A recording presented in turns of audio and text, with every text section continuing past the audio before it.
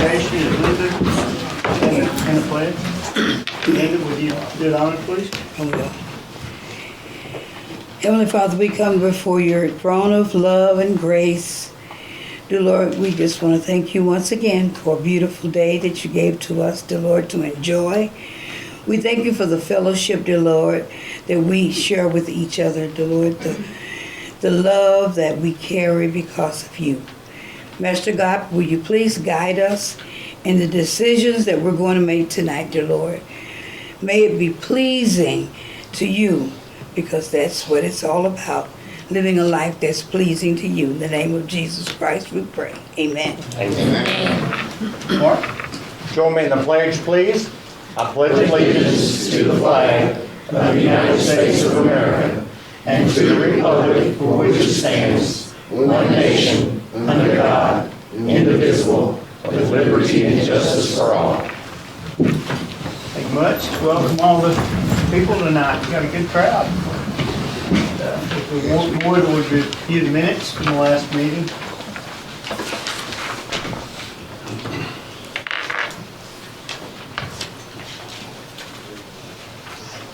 I move that the minutes be approved as presented. Second. Motion second, all those in favor say aye. Aye. Opposed? Okay, item 5, we got 2 proclamations we're going to do. Bonnie, would you like to come up and talk about yours first? I'm not going to read my usual speech tonight, but I am going to honor everyone by reading the proclamation from Sarah Huckabee from the state of Arkansas. To whom it may concern, greetings. Whereas September 17th, 2025 marks the 238th anniversary of the signing of the Constitution of the United States of America. This great founding document was created to secure the blessings of liberty and prosperity for citizens of the United States. Whereas, in order to support, preserve, and defend the ideals upon which one nation was founded, we as citizens must fully understand the provisions and principles contained in the Constitution. Whereas, on August the 2nd, 1956, Congress authorized the President to annually proclaim September 17th through the 23rd as Constitution Week. Whereas the freedom granted to American citizens, whether by birth or naturalization, should be celebrated by appropriate ceremonies and activities during the Constitution Week. And whereas the state of Arkansas joins in official recognition of this important anniversary. Now therefore I, Sarah Huckabee Sanders, Governor of the state of Arkansas, by virtue of the authority vested in me by the laws of the state of Arkansas, do hereby proclaim the 17th through the 23rd of September 2025 as Constitution Week. In testimony witness, I have therefore set my hand to cause the great seal of the state of Arkansas to be affirmed on this 27th day of August in the year of our Lord, 2025. I appreciate the mayor doing the one for the city of Hope, and I have it, and I also have one from Hempstead County Court. So we've got 3 of them to present today. I would like to let you know this is the 16th, tomorrow is the 17th, and the first day of Constitution Week is considered Citizenship Day. And if you happen to be in Little Rock tomorrow, there will be a lot of people that have worked very hard, waited many years to raise their hand to be sworn in as citizens of the United States. So we need to appreciate those that have done it the right way, did everything correct, and invite them to become citizens of the United States. So I appreciate your time tonight. Thank you very much. Thank you, Bonnie. I do have a constitution for each of you. I usually give you one each year, but I want you to pass them on if you still have. There are some places that get out and read the Constitution before a lot of people. But it's kind of hard sometimes when you don't know the weather and what it's going to be doing to do something outside. But if you can find a Constitution, read it every now and then and see what it is that's going on. Thank you very much and enjoy your evening. Bonnie, I won't read it tonight. But I won't read it tonight, but I don't expect you I to. You will. have to wait at least till I tomorrow. will read the proclamation. Whereas this proclamation to the City of Hope, whereas the Constitution of the United States of America, the guardian of liberties, involves the principle of limited government in a republic dedicated to the rule of law, and whereas September 17, 2025 marks the 238th anniversary of the framing of the Constitution of the United States of America by the Constitutional Convention, and whereas it is fitting and proper to officially recognize the magnificent document and its memorable anniversary, and to the Patriots celebration which we celebrated. And whereas Public Law 915 guaranteed the issue of the proclamation each year by the President of the United States, designated as September 17th through 23rd as Constitutional Week. Now therefore, I, Don Steele, the virtue of authority vested in me as Mayor of the City of Hope, Hampton County, State of Arkansas, proclaim the week of September 17th through the 23rd, 2025 as Constitutional Week, and ask the citizens to affirm the idea of the framing of the Constitution had in 1787, by virtue protecting the freedoms guaranteed to us through the guardians of our liberty. Thank you very much. Bonnie always reminds us of this, and I appreciate it. Forgot about, next year is the 250th anniversary of the Declaration of Independence.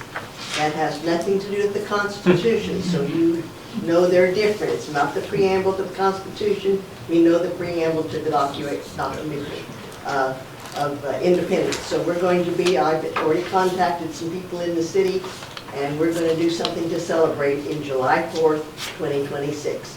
We are the longest form of government with our Constitution in the world, and we hope we can keep it a few more years. Thank you very much. Thank you, Bonnie. Okay, we'll move on to the next one. We're going to do a proclamation for Hazel Simpson. I think we all, if anybody was on the board, Hazel used to keep us in line, and she was good. And she was a firm advocate for Northside Park. Amen. That was her feeling, and really, really cherished later. I'm going to read that. Whereas Hazel Simpson was a cherished member of Hope, City of Hope, Arkansas, whose life and contributions left an indelible mark on our community. Whereas Hazel Simpson exemplified dedication, kindness, and service, touching the lives of countless individuals through her unwavering commitment to family, friends, and neighbors. And whereas her legacy of compassion, generosity, community spirit continues to inspire residents of Hope to foster unity and goodwill. And whereas Hazel Simpson recently passed, there's deeply sadness in our community, and it's fitting to honor her memory by recognizing her contributing to the City of Hope. Whereas the City of Hope seeks to commemorate her life and legacy by designating a day in her honor, encouraging all citizens to reflect on her impact and continue her spirit of service. Now therefore, I, Don Steele, Mayor of Hope, City in Arkansas, by authority vested in me, do hereby proclaim September 10, 2025 as Hazel Simpson Day in the City of Hope. I call on all residents to join in her celebration of life, remember her contributing and striving to her dedication for the community. And therefore, and witness therefore, I do hereby set my hand in the cause of seal, hope, and affix it on the 10th day of September. We did this before on the 10th, but I'm just going to do it in public record. Hazel was a very, very active member of our community. I appreciate her service.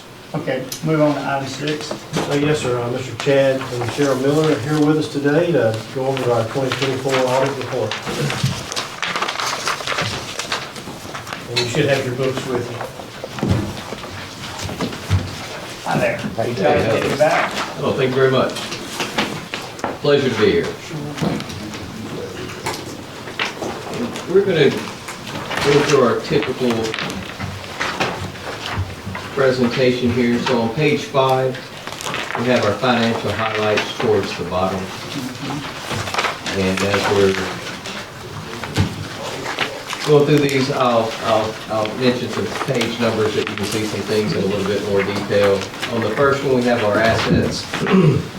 And deferred outflows of resources of the city exceed its liabilities and deferred inflows of resources. So basically, assets greater than liability. 28,053,578, which is an increase of 3,800,151 over last year. That's going to be on page, we can see that better on page 13 and 15. Let's start on page 15 and look at the 3.8 million. So on page 13, when you're under primary government, I'm sorry, let me get to page 15. Under total, you come down to your changes in net position, or in non-governmental speak, your net income of the 3,800,151. This is going to be slightly better, by about 180,000 over last year. So we did have a decrease in our expenses up at the top of the 5.58. That was, I'm sorry, the 4.9. Under total primary government, that was a slight decrease over last year. And our revenue, total revenue and special transfers, those were slightly lower as well. But again, your net position was better. So that's always a positive thing, always staying, moving in that, trending in that direction. And then on page 13, that 3.8 million, you can sit there and, or the 28 million rather, that's going to be in that total column under primary government down at the bottom. So it's going to, basically you have your net assets on the other, on page 12 before that at 49 million. That's that's about 2 million better than the prior year, with the majority of that increase in your coming in your property, plant, and equipment increases. You're going back to page 5. So your second sentence, as of the close of the current year, the city's governmental funds reported an ending fund balance of $7,661,382, of which $4,715,068 is available for spending at the city's discretion, so unrestricted, and unassigned, and the $2,946,314 is restricted. So that is that. In the third sentence, we're talking about the $4 million again, which is basically looking at 85% of your total general fund expenditures. So those are, so 85% you can spend how you need to in the future, which is also a very, very, very good cushion in case anything pops up unexpectedly. So, and that is going to be broken out better on page 16.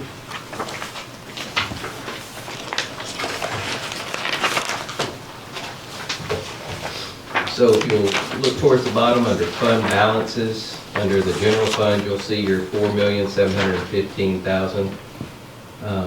And then all the way into the right-hand column under total funds, there's your total. And then, so that's going to be your unrestricted, and then you can see that your restricted is going to be primarily in your street fund and your airport fund, with the remainder being in your smaller funds. So then we get down to our fourth one that we're discussing, our financial highlights. The city's long-term debt, including current maturities, decreased by $1,811,838. But let's not get too excited. Again, this is our pension. And as I've said for 5 years now, we have zero control of that. So pay it all off today. It'll be right back there next year. So that's just the way that's going to work. And it's also your decreases for the landfill closure and post-closure care payable, which again is not really within control.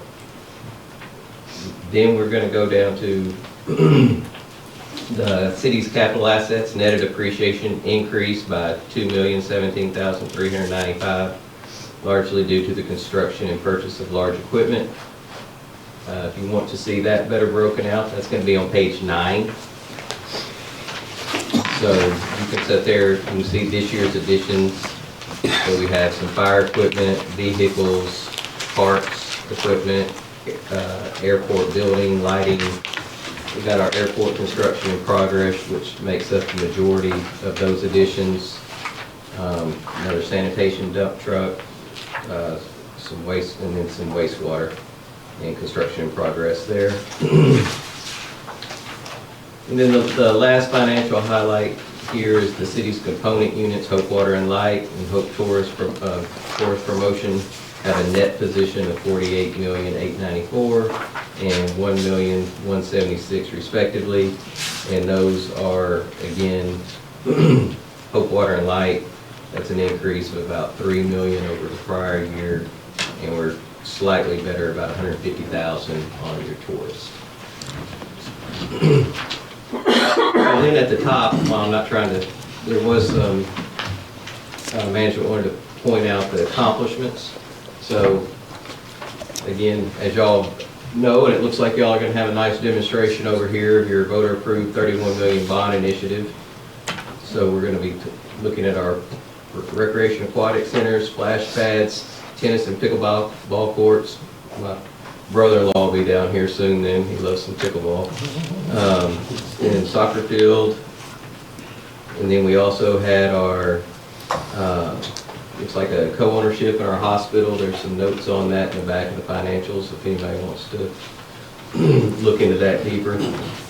And so anyway, both, you did have a unmodified opinion, which means it's a clean opinion, so there was no problems with the, in the financial statements. We also had a single audit this year based on your amount of grants, and that was also an unmodified opinion. That takes some extra, while we always do test work on grants, when you have a single audit, we just have to go, we have to go deeper. And so there was an unmodified opinion in that as well. So does anybody have any questions? I know I kind of just breezed through it pretty fast, but everything, again, you're still trending in that right direction. Everything's kosher on our end. So, and I'd also like to go ahead and, while I'm still up here rambling, take time to thank JR and everybody, and Cindy. Everybody did a great job on helping us out. It was again, with a single audit, there's a whole lot more work involved in it. And so we do appreciate everybody's time and patience this year. As far as in the past, kind of where are we better or? Yes, sir. Yes, sir. As I said, you were. Sorry, I gotta get these back on. That's the problem with watching me grow up. You're also watching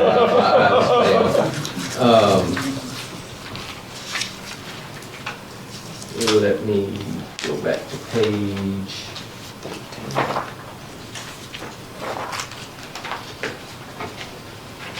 So on page 15, again, our changes in net position, again, in 23, you're at 3.6 million. This year, you're at 3.8. So again, you're still trending up. And then your net, your assets over your liabilities, your assets are still trending higher than your liabilities, and that net position is staying well where it needs to be. As far as our unrestricted funds, Yes, sir. how does it compare to the year before? Is there anything as far as able to Your compare? unrestricted, I don't. Sorry, I lost my place. So,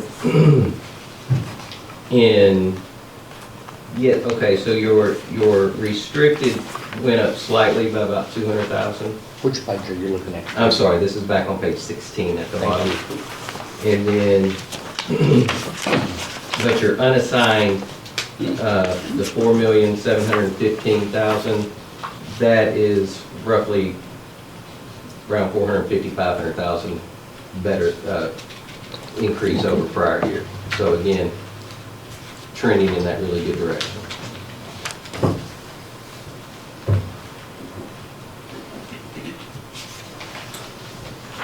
And page 18 too. Last year, the fund balance was $6,907,000. Yeah. Do we need a motion, anything to approve this, or just? But I would appreciate approval. You did a great job. Appreciate it. Any questions from the board? Good news, okay? Now, as far as like the separation of duties, that was our problems that we always had in the past, but I Well, guess that's an internal control matter, and like I said, when you don't have a certain level of staffing, you're gonna have that finding. However, there are things that the city has put in place I suppose, in order to sit there and mitigate some of those. I don't know if that was noted or not, because we did, we did Because we add added, yeah. So anyway, but it's one of those, the management's doing a really good job considering how the staffing's gone. So you have enough oversight, especially with the city council and everything, that I'm not worried about it, so. And again, auditors we're not necessarily going to catch all fraud, but there's no indication of anything like that. So everything's, like I said, everything's trending in the right direction. There was no serious findings or anything in any of the test work that we did to alert us to anything that could break. And if there was, y'all would be the first to hear it. You hadn't seen Daniel's new truck?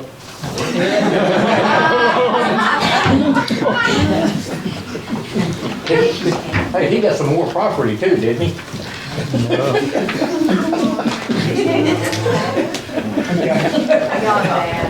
Thank you very much. Is there a motion to approve the budget? So moved. The budget? I mean, audit, I'm sorry. Audit budget, or not, yeah, audit. So there's a motion from Mark to approve it. A second. And a second. All those in favor, say aye. Aye. Thank you. Thank you. Thank you, Chad and Cheryl. They were a pleasure to work with. Watch that break. They teach us a lot every year. We appreciate it. y'all be safe. Thank y'all. Yes, sir. Yeah, here we go. I like it. Thanks, board, for having me again. I can pull up the project schedule. I'd like to kind of give you guys an update where we are. Time I was here, we just finished 30%. We're pushing pretty close to 60%. Now we just finished 60%, which was on August 14th, and now next week will be 90%. So we're moving right on track, and I think we're going to hit that deadline. Still shooting for 100% on October 16th. At that point, we go out to bid, and we're going to do a 4-week bid period, allow the more participation to come from contractors and construction managers. We're trying to get the bid date in before Thanksgiving. We think if we don't get it in, you're pretty much just going to lose a month. Nobody's really going to touch it between Thanksgiving and Christmas. So we're hoping to get the bid in on November 13th. And then we'll have from November through December to award the contract, execute contracts. Normally takes about a month anyway, and that's kind of a burned month. And then shoot for starting construction first of the year, January. And from what I've been told from 2 or 3 contractors, about a 18-month construction timeline. Not the best time to start construction in January, but they can start utilities and things. Demo of the existing asphalt. There's things that can be done, probably wait for drier weather. Any questions about the schedule? This is I'd say 80% site plan now. We had a meeting with the state fire marshal, the local fire marshal, building official, your guys' local utilities, and got feedback on fire hydrant locations and drives around the building. And at 60%, we had pretty much a 1-lane drive on that west side of the gate. I think both fire marshals said, let's try to make that a 2-way drive that they can have access all the way around the building, which makes a lot of sense. Also doesn't cause congestion and 2 cars just kind of running into each other. So that's going to be a good change. We did, I think we had 1 fire hydrant at the kind of the southwest corner of that gym you can see that layout right there, this basketball courts. We have an FDC, which is the fire department connection, and a fire hydrant there that we added. There's an existing one down there at the corner of Spring Hill and 16th. And but I think both the fire marshal, state and local would like to have a third one up on the north side of the building, closer to that entrance drive from Spring Hill. Instead of trying to bore the highway, we're thinking about bringing a fire line up from the 16th Street up along the east side of the building to get a fire line up to that area. Parking's was mentioned. We have 152 spots. We're looking at doing an alternate to add around 50 to the north. You can kind of see the little portion up there off page, and if you flip to the next slide, you should be able to see a kind of a closer look at adding some parking over there. Also talking about, flip back to the next slide, I'm sorry. Look forward. Forward, Backward. Looking at maybe potentially some parking on there at the southwest too, at least maybe having the contractors lay down and stage right there and gravel that area potentially as an option. They don't have to. They could stage up in one of the parking areas to the north. But that's an option for additional parking if we get the crunch in the future. The next slide should be floor. This is the exterior pool, just an option on splash pad equipment. We're looking at a potential slide, hearing that's very costly. The double slide there off to the, I guess that'd be the east side of the pool. So we may look at this as an alternate too, just so we can see what the price is, and if we're close to budget, we can add it in. But at least provide the infrastructure for it, plumbing and stuff like that. Next slide. This is just the, again, probably the 80% floor plan. Not a lot has changed. We did show the divider curtain between the two courts, the seating. I think somebody asked last time. You can zoom in. So the curtain goes right down the center of the courts. If you push the, barely see it in this image, I'm sorry, but push the chair right to the back of the curtain. You have about 3 feet in front of you, which, yeah, we'd like to have more, but that's kind of where we're at. You really don't want to put the benches on the side where the bleachers are. It just doesn't make a lot of sense there. You could, but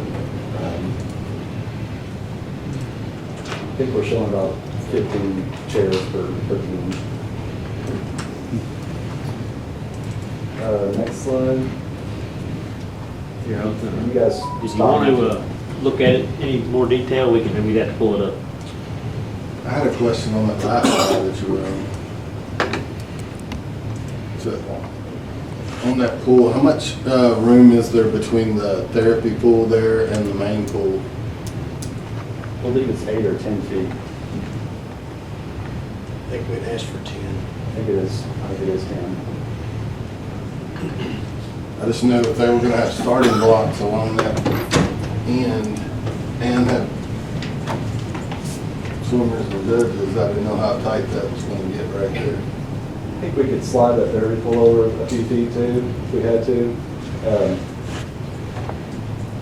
We did flip the ramp for the therapy pool to enter from the top side of the page there. That's the dark line, right? Yes. Yeah, that's what I asked. We did shift both pools down about 2 feet to the south because we were having line of sight issues in the pool observation area. Because the pool is so close to the overhang of the seating above, we had to push it out a little bit. There was about a 2-foot buffer before the first lane starts, so it gave us enough buffer to where someone on the first row can see the center line of that first lane, which is very important. So I've got a rendering, I think, right here that shows what we had to do. We had to basically recess the top, or I guess the bottom 2 risers down to lower than what they were to get that line of sight, which I think we're in good shape right now. Where are the water stations located in the building? Like a water refill, water fountain, water refill? Believe. This plan, I tried to zoom on that, but I couldn't find it. we tucked it into this corridor between the lockers Okay. there, and I think, yeah, you can see it tucked in right there. Oh, wow. You can really see it now. Is there one upstairs as well, or just one downstairs? I believe there's one upstairs too. Okay. He kind of said, is that gonna be, and I don't know if that might be something we add later, or talk about later, is it gonna be a bottle plus Yes. drink?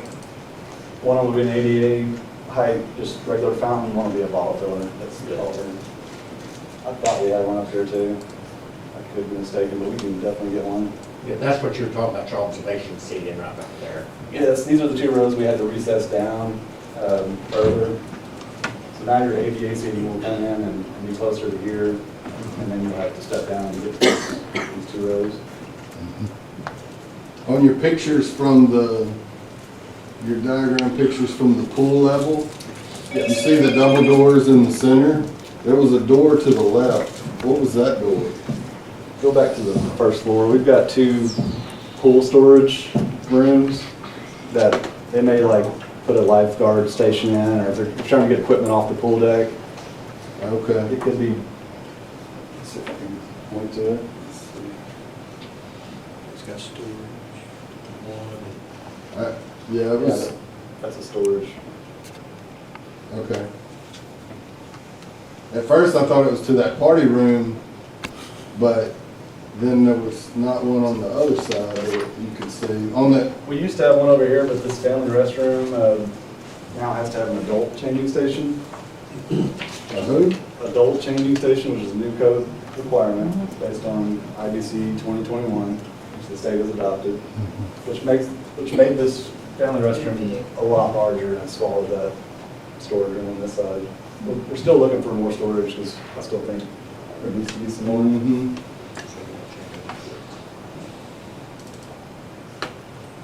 For this type of occupancy, you gotta have a family restroom, and that triggers the adult changing station, but you can see in that top right corner, it takes up a lot of the room, and it's gotta be motorized and.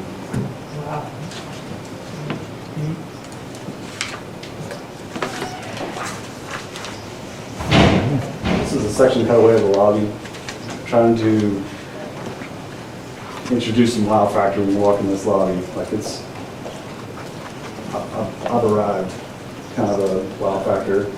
We're looking at this, it's a wave concept, and it would be suspended metal panels. It'd be suspended from this metal panel backdrop, which is like a wood grain. I've got it, it's down on the board. It's really gonna be tough to present all these to you, because they're just so small. But it's gonna be, it's called a radian panel, which is a USG product, which is not very expensive. It looks expensive, I know. But, and I think we've got some manicuring to do to it too. I think it can be broken up more and not as much panel.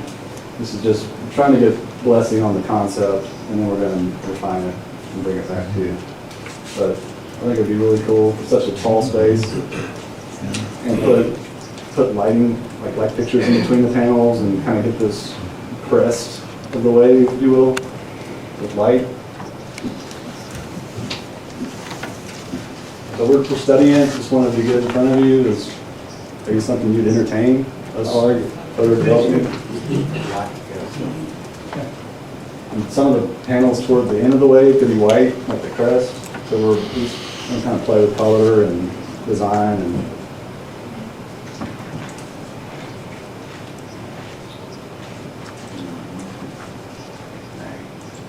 So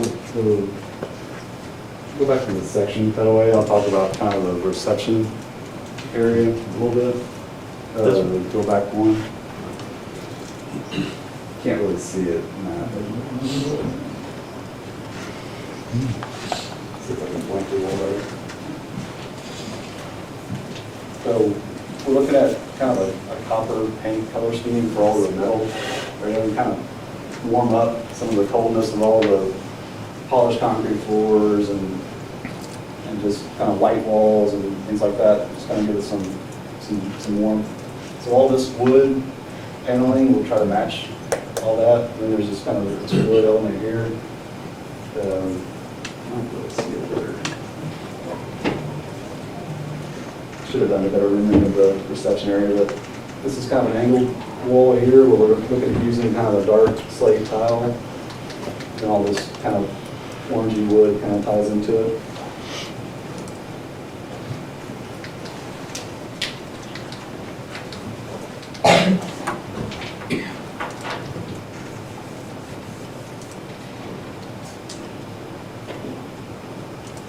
As you'll see on kind of the finished board, blue is becoming quickly our accent color. All the gym seating is blue. The top two samples there on that gym are the walking track. We're looking at alternating two different colors instead of doing striping for each lane. So you just have one lane its own color. It's less labor to cut it all up and do like a little 4-inch sliver. I think we can save some money there. And we presented earlier to JR and his team athletic floor options. We're looking at either a rubber floor or a vinyl floor. I think we're all leaning towards the vinyl. It's that kind of top right. It looks more authentic to wood than the rubber. Rubber's more of just a solid color. It kind of looks plasticky. And it's less expensive and has a longer warranty. So I think if you guys are okay with it, you're welcome to go put your hands on it and make your own recommendation too.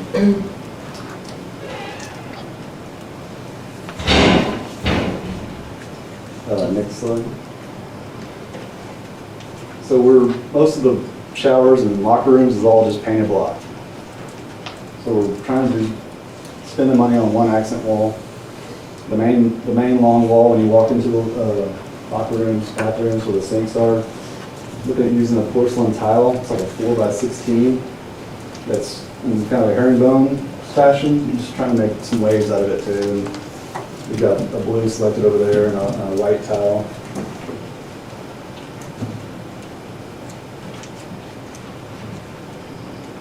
I think the wave could be massaged a little bit too, but kind of mountain scene to me right now. But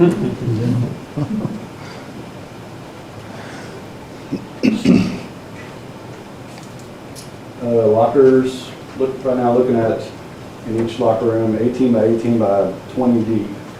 3 tier, which gets you to 5 feet, which is probably don't want to go much more than 5 feet tall for people having to reach that top locker.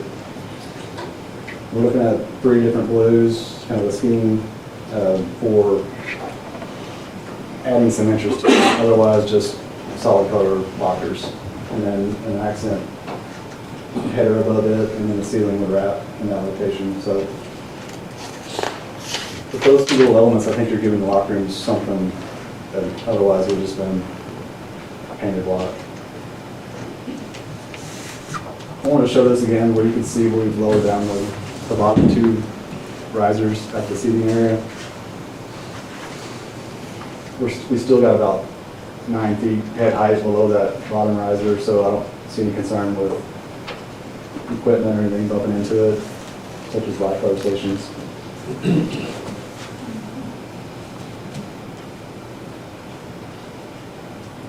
Mainly wanted to get a lot of interior thoughts going with you guys, so we're finishing our specifications, and that is a pretty vital part of our specs to get accurate bids from these contractors. So we've got carpet samples over here. The monumental stair, which is the lobby stair. We've got a polished concrete looking tile hidden behind that first board.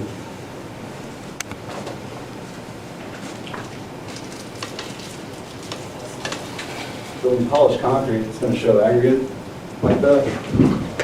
We wanted that to kind of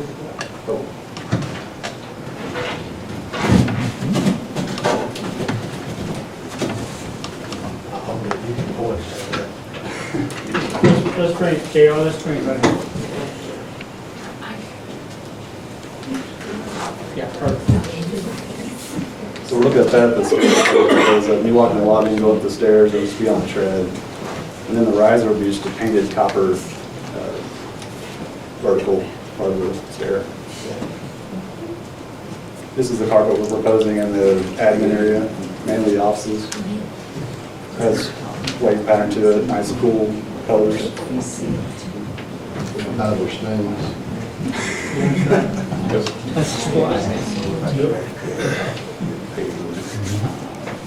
Yeah, if I want to just, maybe just hold these boards up real quickly.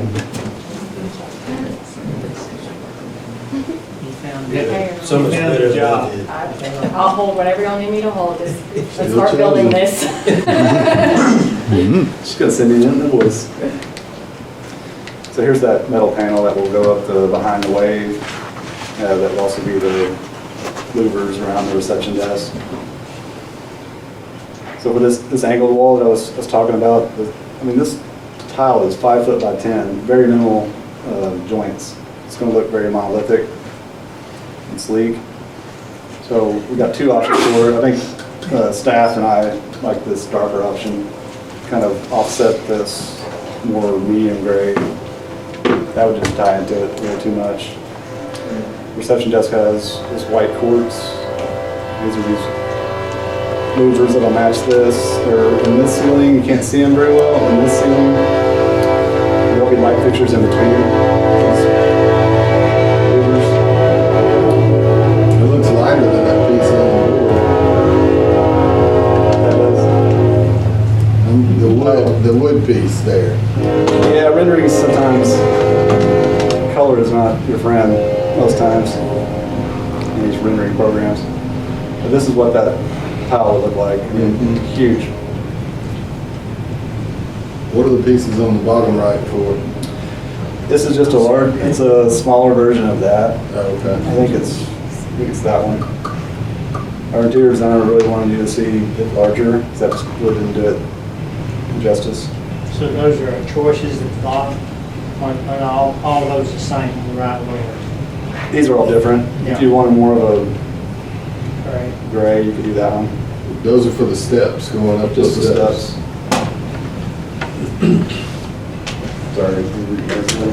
No, controls got us covered. Go on to the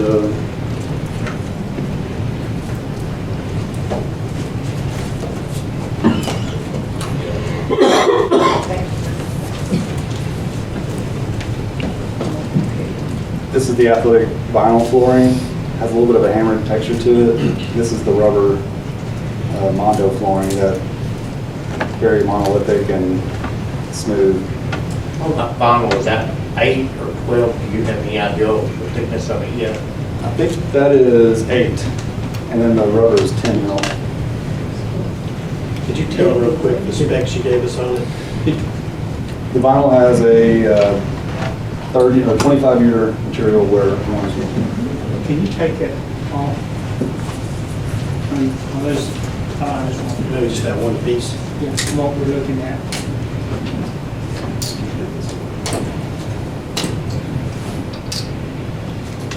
Yeah, this is an important decision, so I'll just let you guys pass around the rubber and versus the vinyl. You said this one had a 25-year warranty and this one had a less than a warranty. 10. 10-year. Have you used this on any of the projects? I haven't. We've only used the traditional wood floor. Have you seen other places that have used it? On their website, universities use it. They're kind of not like your competitions, you know, but like your students, athletics.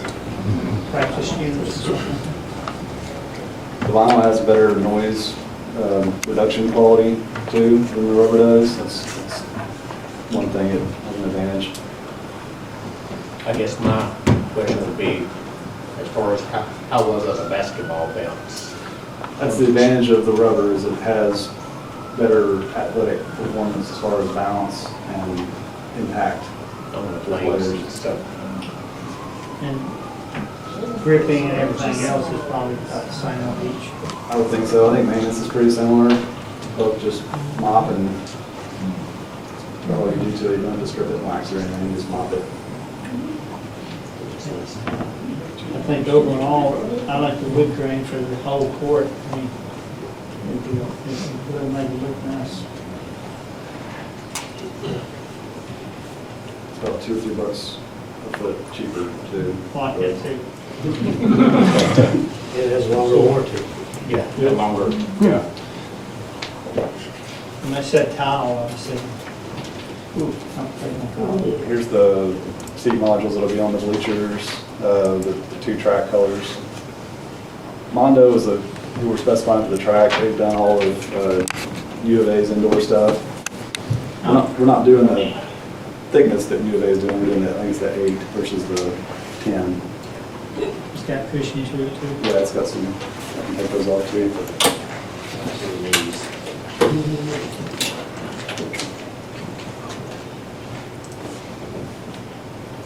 And we grip to that. That's your running track. That's the running track. We don't want to let one over there. LVT, we're thinking in the break room and the corridor going down the admin wing and the classroom upstairs. It's 5 mil thickness, biggest LVT mags. We just really try to match kind of the wood grain of that vinyl flooring. What's it made of? Is that luxury? Luxury vinyl tile. Probably one of the more popular product now going Comes in in the those kitchen area. 4-inch 4-foot planks. Right, yeah. What thickness? They call it 5 mil.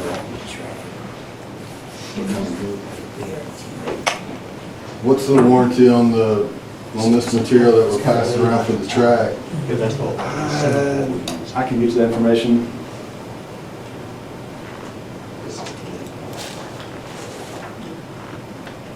Didn't have that offhand. I was so worried about the 2 sports floors. But I'll get you that warranty. What's the thicker wood for? Okay. We're using that on something? That would be the same thickness, the 2 different colors. U of A probably uses the thick one just because of the amount of wear and tear they run on that thing. And they can afford it. Is that flooring you're talking about for the offices, I mean, for that, you talking about the 5 mil? Is that tongue and groove or is that just glue down? It's glued down. They just run it in a brick pattern, which is half and half or a third pattern. It's a good product. We use it on a lot of projects. Here's the 3 locker colors. This is the toilet partition color, which looks nothing like what is shown there. And this is the 2 accent wall tiles that would be more of a navy tile and a white. If you want a little more pop, you do, definitely different blue.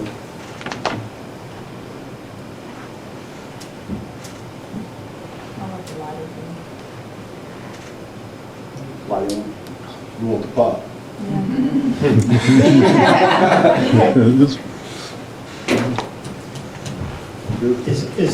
Is everybody okay with that design in the bathroom? I mean, is that right? Well, he said it looks like a mountain right now. Yeah, he's gonna. I think it needs to be massaged a little bit and refined. Okay. Maybe show some more crest that looks like a wave and not just, Okay. we'll work on that and the lobby element too. Daryl, can you go back to the pool, the slide with the pool, I have a question.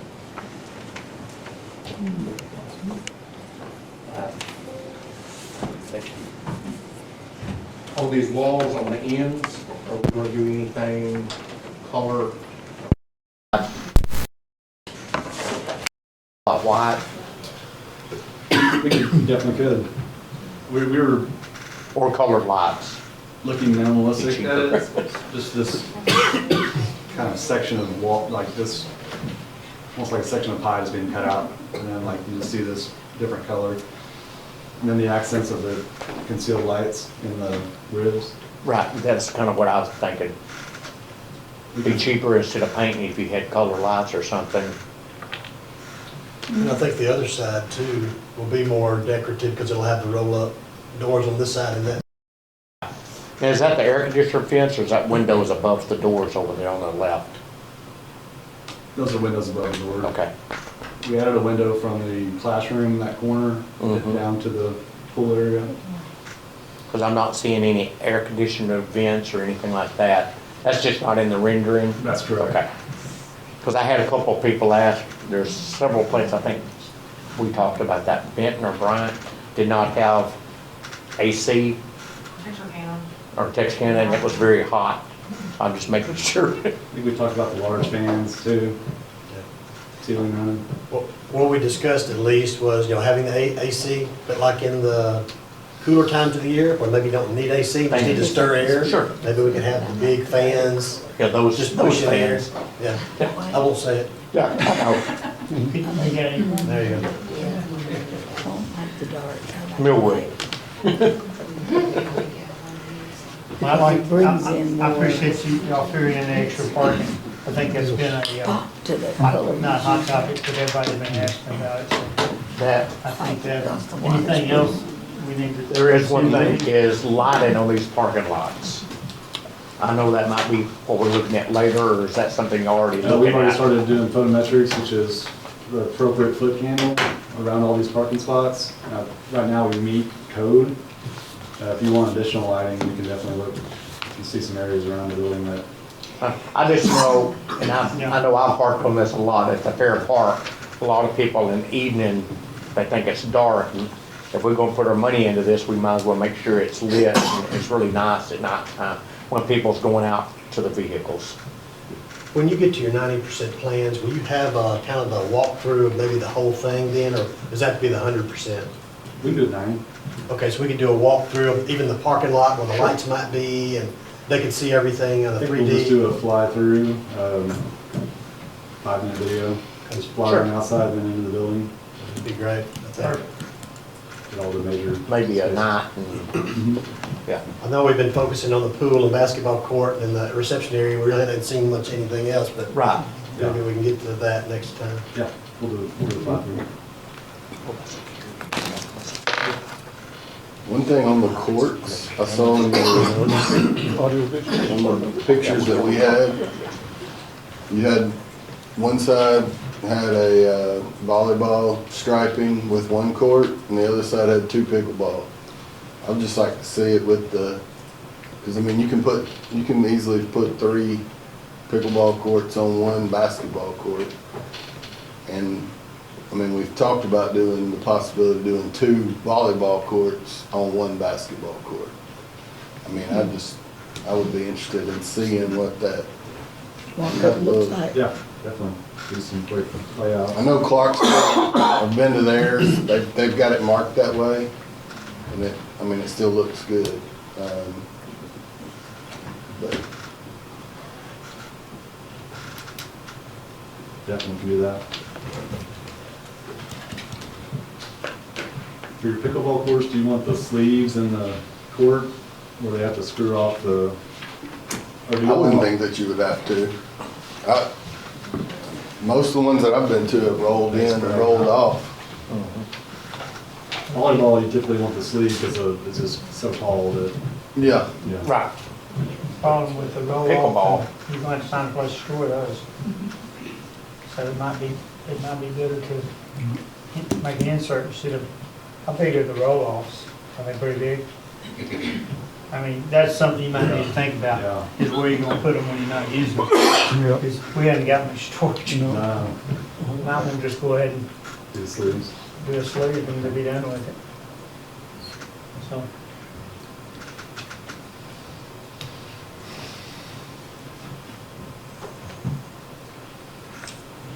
All right.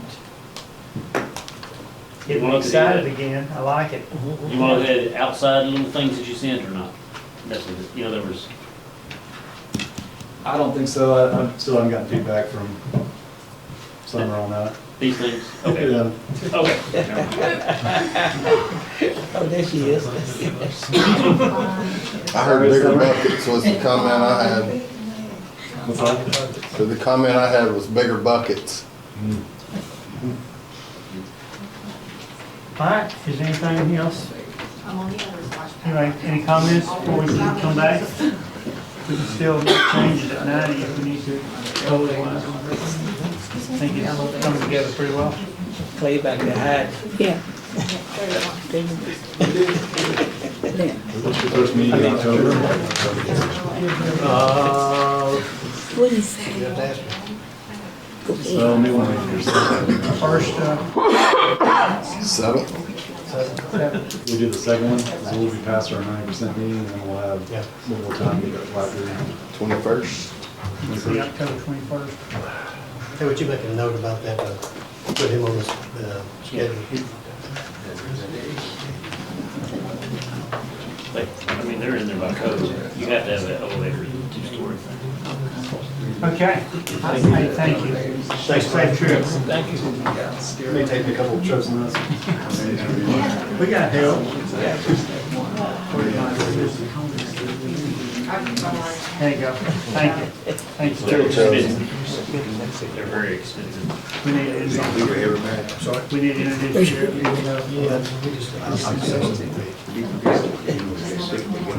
Just wanted to say real quick, Jeremy Stone, the parson's gonna come and talk with us about our splash pad geospatial design area, so y'all can approve and look at and see what you wanna do. But I wanted to give Jeremy our condolences, his brother passed away. I didn't expect him to be here tonight, to be honest with you, it just happened. He made it down here anyway. I think he really has a concern for Hope, and I appreciate that. And These are ours. our thoughts are with you. Appreciate that. Daryl, if you will go to the. Okay. There were two options. I believe that was in y'all's board's packets. You can see the splash pad, which is situated, you see the existing pavilion. You can see it's situated there, the existing playground, so you can kind of center yourself where everything is. Is all y'all that came in, you saw the splash pad design outside, so that is it laid out in aerial view. So the new bathrooms are located there. The access from, in this option, the parking lot is 15 spaces. It is would be the existing spaces that you guys are aware of, and then we would add those additional spaces to get to 15 spaces. In this case, we had to adjust it. Okay, let's go to option 2. Option 2 is we basically adjusted the parking to keep everything either new spots along the existing, don't change the roadway, just add the parking on either side. We did not change the location of the splash pad or the bathrooms in this situation. So I can tell you, I finally got the bonds back from the contractor for the splash pad. I can finish out those contract documents and provide those for review by the city attorney and get signatures on those. But as far as the exact location, this location, some are laid out the location, so this is based off what the park department provided, and we have laid that out accordingly. And that's, as y'all can see, we are trying to fill in the area between the existing pavilion, the existing playground, and the new splash pad, so you have access along one common sidewalk in between them, and the bathrooms better fed, everything else. Okay. The existing pavilion we're showing there, is Yes, that the one we're talking that is a probably wooden, needs to come down? that's a wooden pavilion. Yeah, and it's very flimsy. That's a big one. No, sir, that is a little wooden one that kind of sits below where the pool was, kind of down below the hill. Yeah, what? Not the metal one. Now, the pool was between the Where it says existing. existing pavilion, building, that's the existing pavilion that's there against the playground. Right. The cost of 1966 is the one they're talking about, the wooden one that's up there. Hey, but one, I can Look look like like there's this. two curves. It's round. Oh, they're around. Yes, Where it was, but it's class 6. Yes, sir. Yeah, that's us. So, What the? and that's what I was gonna bring up. Something's gonna have to be done to it, kinda like, I mean, maintenance wise. Maintenance. I don't know if it needs I to thought they was be gonna bring it down. just I thought we were. start over again, or, I I know the Lions Club, I'm gonna bring this up, at the Fair Park, we have to go and redo ours and put new roofs on it and everything periodically. Something's gonna have to be done to it structurally and the roof. When you say summer, the roof also? It is, it has holes. Or it's gonna have to go, and I don't really want to see it go because somebody's put it there. So, but we do need It to, have already been redone once before, after we put it, it had been redone. yeah, I didn't know it was in that bad a shape. yeah, it is. It is. Do we need to tear it down? Yeah. You do? Yeah. It's at that point, or y'all come Pretty back and do raggedy, something. If it's gonna be in the way of the splash pad, go ahead and tear it down. Now, you got too many people talking about this splash pad, they've been wanting this splash pad for a long time. Sure. So if it's in the way, tear it down. Well, the splash pad needs to go up. The only thing I have a problem with that parking on the other side is I know how kids take off from a vehicle across that And road. let me say that, we were gonna work with the street department, Kenneth, and get the parking to y'all's satisfaction. If we need to put it all on the same side and work around that side of the road, we can do that. The first option was, it was a separate parking lot that was off the road. So I didn't have to worry about any kids, any traffic, or anything. Now, that was the most expensive option, obviously. And when I got bids, I was like, oh, that's way too expensive. Yeah, that's way out of budget. So what I'd like to do is keep the spaces that are there. And then if we take down the existing bathrooms, I can add the parking in that area. There would be a foundation there, I can work that and work it back that way, so that when you pull up, basically that area would be new parking. Where's the plaque at that we currently have up? Is Right in it- front of that bathroom. It's just in front of the bathroom, right anywhere, just right That's there. what I was thinking. Existing building? And I would, obviously, JR and I talked briefly about basically adding a new, if we use that common sidewalk to bring everything in, it's redoing the trailhead and move the plaque to right there on that entrance, so that everybody could see that on the entrance. But we be able to come in both ways. Sir? We be able to come in both ways at one way. That's still a one-way road, so you still have to access it, you have to go in one gate and all the way around. Yeah. That's the way that's the way the street's built now. We're supposed to. Diagonal parking. What about all that concrete you put in the creek down there? Ain't that gonna stop the Yeah, creek? I guess that's. I don't know anything about that, that's outside my Yeah. jurisdiction. I can only talk about splash pads, parking. Yeah, Charles, I think right now, that picture right there does show the parking coming the wrong way. It does. Oh, Yeah. yeah. well, It would be the other way. Yeah, that's a mistake, but, It would be coming in, Yeah. but that's just for the drawing. yeah. But it would that's be not coming in referenced. one Yeah, way. It's only one way. It would just go one direction. If you flip the parking, that Well, would. right now, the parking is on, It's on the left side. Yeah. So when you drive around, and everything in my vision, if we stayed like what we're talking about, is we would just basically extend that area along that side of the Darryl, road. can you go back to the first one? Yeah. yeah, I think that's, And that's gonna be the simplest and the Most cost easiest, effective. most cost-effective way. Yeah. Yeah, I don't have a good version of that of existing unless we just pulled up the aerial of the site. But we would just add that parking along that side, you would have the additional 8 spots, an ADA spot, and then we'd feed a sidewalk off that end, and it would just basically, with the new bathrooms, the new sidewalk, we would just tie in there. There'd be a new head, a new plaque, the plaque moved over and mounted, and then everything would feed to those facilities in that one location. could you explain how you're gonna solve the drainage problem? Because there's been an ongoing drainage Sure. problem there. and- Sure, the ongoing drainage problem is very simple. I put an area drain over there by the pavilion to capture that water that is not draining, and then it will be piped to the east, and then it would drain to the existing culvert that's there and continue on. This is a flow-through splash pad. I have to pick the water up from the splash pad anyhow. So there'll be a drain box there, he'll pick that up, and it just runs over to the, Jeremy, where your Yes, sir. drain be? Yes, sir. Or here? no, right there, right And there. it'll pipe all the way over here where water flows across the road. It flows there to the now. culvert. It naturally flows there. There's culvert underneath the road, and that's No what's. pump. No pump, it just flows through. To the creek? It's, Yes, sir, that's where it goes. it's gravity. Yeah, the splash pad is, it's a flow through, so the water comes in, if all the kids play on it, it goes out the drain goes out to the creek eventually. It's potable water. Yeah, fresh water coming in all the time. Yes, sir, potable water, drinkable water, actually. When And it's they will used. direct it. Yeah, when it's being used. I think we need. It won't be used all year round, because it's cold. Let's move one thing out of the way. Yes, sir. Is we, I think for our sake, we need to, is it, let's get the parking out of the way first. So I don't have a problem with it all being on the same side of the street, you know, for cost wise.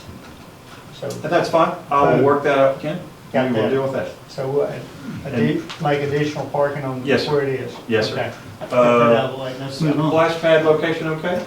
And I wanted to ask y'all to approve that location, if that's okay with y'all. And approve the location of the new bathroom and the concrete walkway, how it's tied in, is that all good? It's all good. I like the way it looks. And, well, if it's okay with y'all, we'll tear down the existing pavilion. And and do y'all want us to tear down the existing bathrooms? Are you talking about the bathroom that came with the swimming pool? Yes, ma'am. That's what I'm asking the board, what they want to do with that building. Well, isn't that one in pretty good condition? No, ma'am. No, man. It's not. No, man. And it doesn't meet current code, the way restrooms have to be built today. But we are building a brand new one. There will be a bathroom, it'll be nice and shiny. That other one is, we've tried to work on that bathroom a lot, but it needs, Yeah, been now. it needs to tear down and build back to make it nice. And meet code. And meet code. That's a big. May I ask a question? What's the square footage on the splash pad and what all will it contain? That's listed on the outside. I didn't read it. Okay. What was it, Amber? I believe it's 24 square feet of splash pad, and then it's got an apron around it, gets it almost a 4. Is it 3,500 square feet? 36 and change. 36. Roughly, Yeah, you have that over 36 and change. I don't know, you're asking me a number very specific that I don't know off the top. But it's, So it's not listed up there? it's not, okay. I'm asking you. Yeah, I don't know, I thought it listed it out there on there. I saw 36. Yeah, it does say 36. 38. Oh, we got. It says 38. Really, it might get 40, do we? Oh, there it is. Yes, I thought it was listed on there. Yeah, right, 38. And how many stages will it hold? That's going to be it exactly. That's a That's actually the splash pad. That's the actual rendering. Yeah, when it, It'll look, Didn't ask my question. it'll look like What do you that. mean by stages? one, two, I mean, three. Station. Oh, stations. Well, right there, it's got 10 above ground features and 12 sprays, so 22. I wish the bucket was bigger. Dang, it's pretty good. Yeah, earlier we just had conceptual design, but that's the actual design. And that's the Sorry, straight structure. sometimes the, I do have one question on the bucket. I've Yes. had a lot of people ask me, what size is that bucket? well, that's a great question. Is you're talking how many gallons will hold the Probably, yeah. bucket? What I'm gonna do is, I actually have the submittals from the vendor. I'm gonna send a copy of that to y'all, so you, if anybody. I've already got them, and I think I've already forwarded them to everybody. I forwarded them to Miss Sylvia. Yeah, 2 days several ago. hundred gallons. I don't know exactly without looking at the bucket. Several hundred. 100? Or several gallons? Be careful when you stand underneath Not it. so much down. Hold the buckets. It's a big bucket. That's a big bucket. I believe when I looked at it, it was. Yeah, 55 gallon drum. It's not, it's like bigger than a 55 gallon, it's like a little bigger than a 55 gallon, it's a little bit. Okay, so not gonna, You're gonna feel the water. I'll be glad, I don't know the exact number, and that's a great question. I do. No, that's fine. My only concern is moving the marker from the existing spot, because that indicates where the pool actually was. You know, and to be honest, that building's a little farther off the road, I can leave the marker where it is. Oh, I don't have a problem personally moving the marker, I just might need to, Something I might be else. able to, I might have to move it back a little bit to be like on the site, just to get it away from the edge of the park. Okay. But it would be there at that location if that's more. And even if we Maybe we had, can hey, add something else. even if we had to take it down for a brief moment to tear the building down, if y'all approved that, and then we'd put it back. Just relocate it right there on that. but it also needs to be refurbished. that marker That marker, yeah. But yeah, I'll put something else. somehow, some way. Does it need to be rebronzed? So, yeah, part of it started to wear off. Well, if y'all, like I said, if y'all are okay with us taking down the existing bathrooms, Yeah, if somebody has. then I can, Sure, they can- and I can relocate the marker and replace it where it was. Okay, let's get a motion on the parking lot, parking, and also taking down the existing bathrooms. And the existing bill, and the And existing. Yeah, in the existing bathrooms. Pavilion, take down the bathrooms and the parking. I'll make a motion that we remove, approve the parking on the same side, removing the existing pavilion, the 1966 Yeah. pavilion, and the current bathrooms, but maintaining the flag.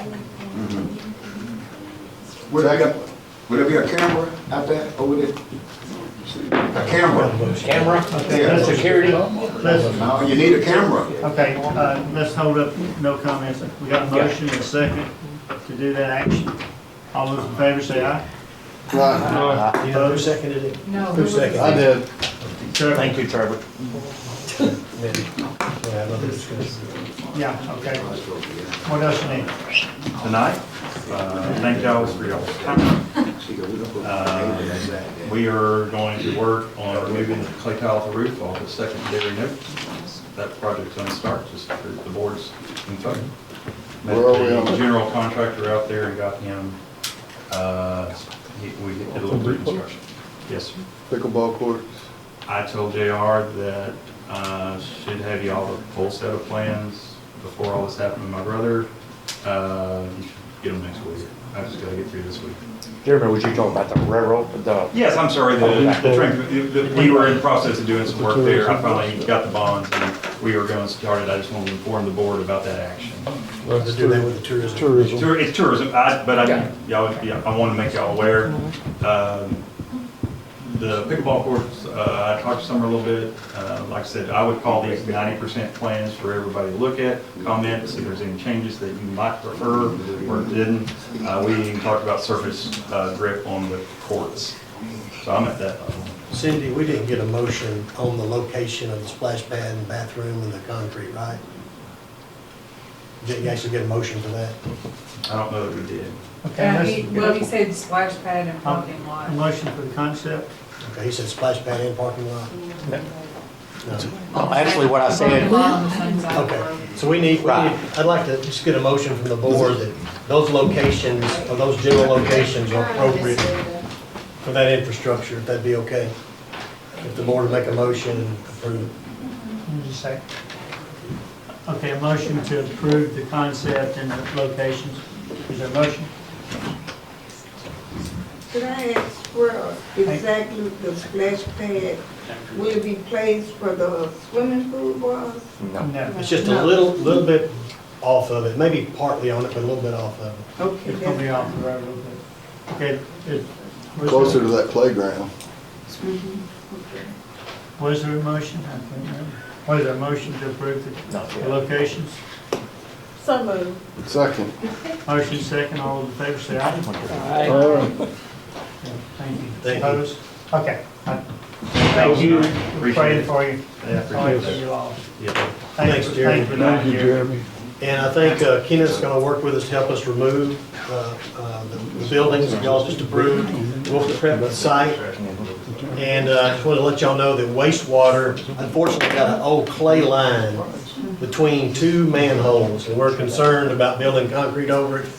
And the old clay line break, we have to tear it out. So we're going to actually replace that. Wastewater department's going to replace that with brand new PVC pipe between those two manholes. I do want to ask one thing.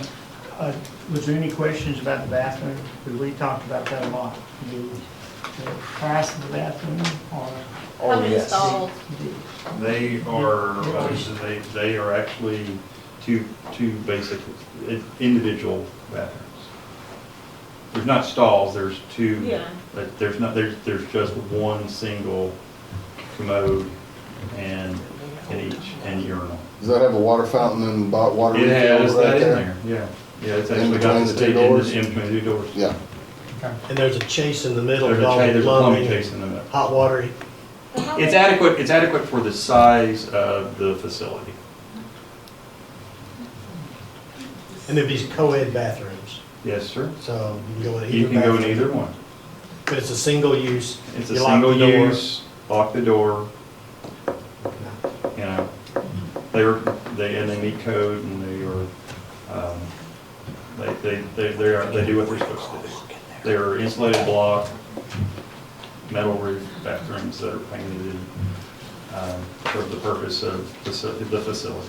And you want to, we had questions at the last meeting, could you explain, why we bid it out, like, how Oh, we sure. bid out that? I can And do it real quick. talk about the HVAC and why all that was done that way. So in this particular case, it was important to me to allow local contractors to be able to bid this size of project. So I could get electrical, I could get plumbing, I could get HVAC, because this is one project where I know that we can get local interest and local quotes. So for me, the building themselves, and we did get a local builder on that project, but I still can get the remainder of the remaining work from local people, because this is what I wanted to do. I wanted to get local people to do the work. And so that's why I kept those three separate. They're not real big. That's a ductless mini split system for the heat and air. Honestly, the plumbing's not very large.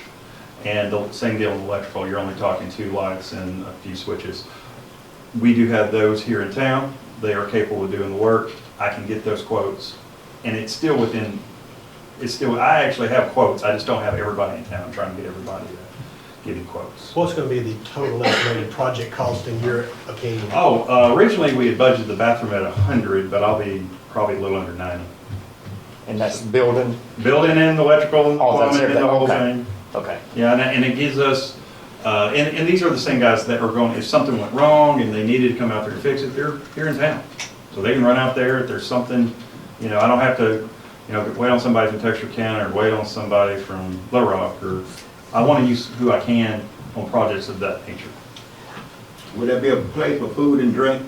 Sir?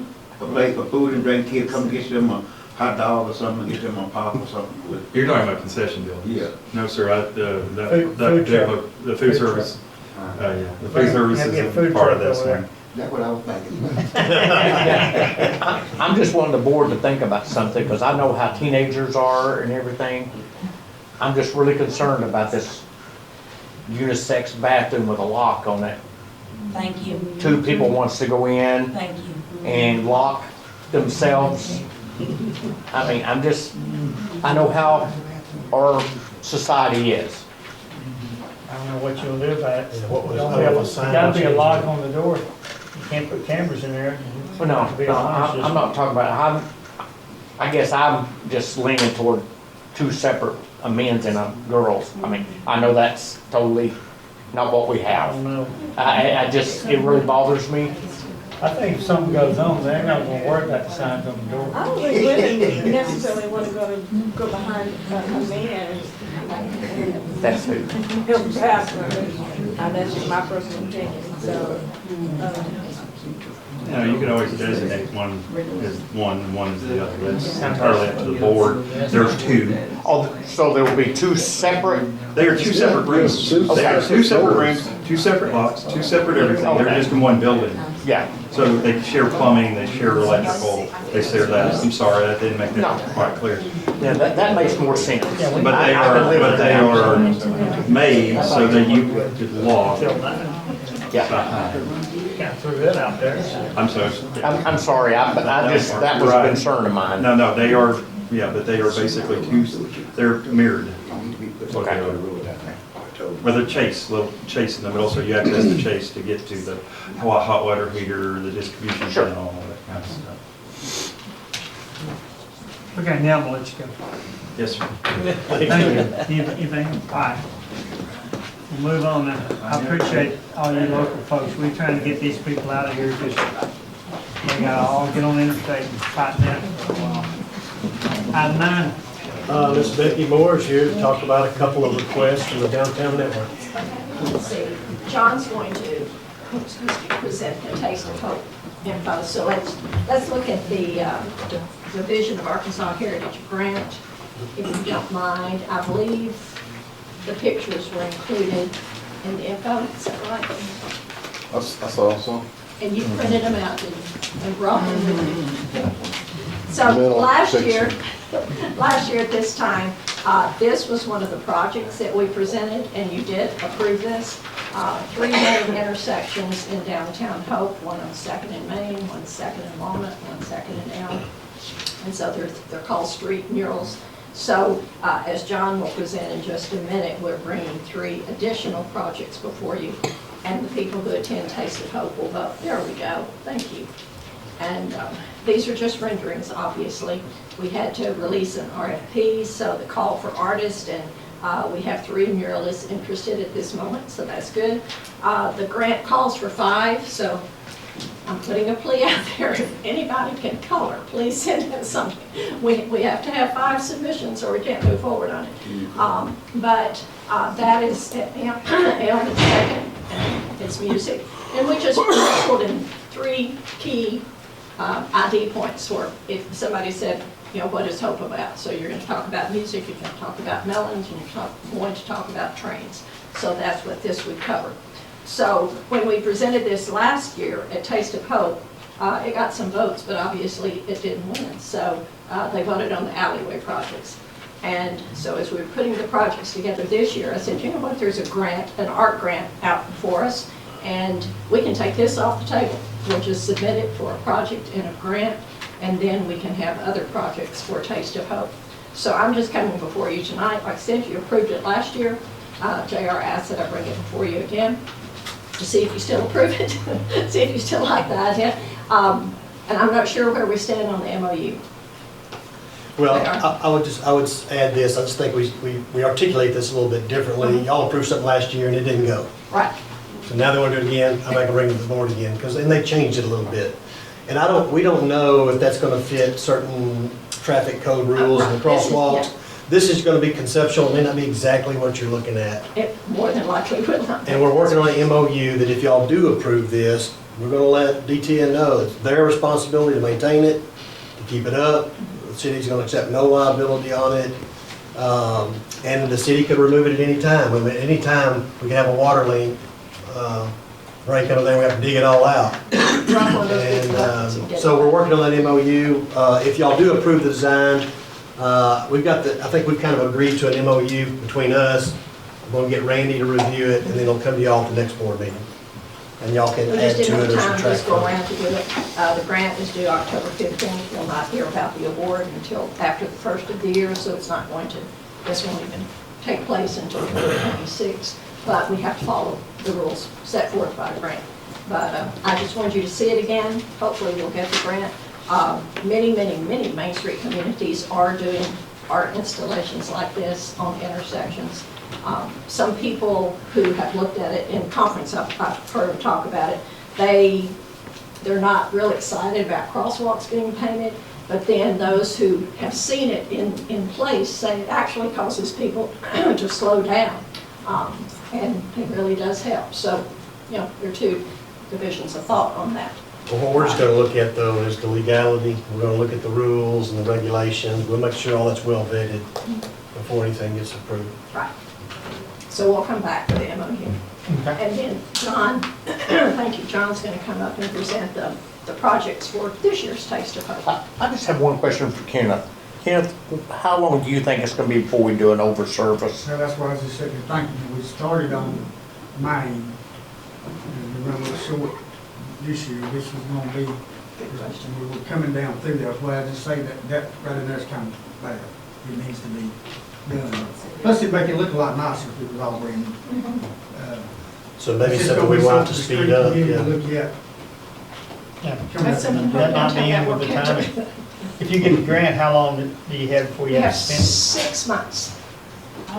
So to start, of course, it's going to take, I'm thinking 3 weekends, because as JR and I visited about this, you want the least amount of traffic, which is going to be Saturday afternoon, all day Sunday. So I feel like that a muralist could finish, and they could be around, you know, that's just the rendering. I feel like they could do 1 weekend, and then hopefully in 3 weekends we'd have it done. But of course it all is dependent upon the weather, and if we don't hear about the award until January, But the murals that are on the side of the chamber, those 3 mural frames also came under this same grant source. They're very understanding, very lenient. We had some weather issues when that muralist was coming down, and so there's some give and take there. Okay. So, I can think what they need is a motion from the board to approve the grant application and these conceptual designs. Okay. Because she'll need a copy of the minutes for the grant application. I have to send those in. You don't need a resolution or anything, do you? Okay, is there a motion to continue? Motion to approve the grant application. Second. Motion second, all those in favor say aye. Aye. Opposed? Okay, good luck. And one thing I would like to add, the grant does say that the art installation has to remain in effect for 2 years. So in that time, if it needs to be touched up, we can do that. Okay. Thank you. And John, I'll go ahead and pass this out as you get it. This is what he's going to be presenting. Thank you, Ms. Brown. So thank y'all. As you well know, we are on the Hope Downtown Network. We are approaching our 3rd year of doing the Taste of Hope fundraising event, and we use that event to try to fund a project for Downtown Hope. What we have done for the last 2 years, and we're proposing this year, is based upon feedback that members of the Downtown Hope Network get from the public, is some ideas for things they would like to see downtown. So I want to say 2 things before I actually start talking about it. One is, likewise, what I'm showing you is a rendering. It is not necessarily going to be the final.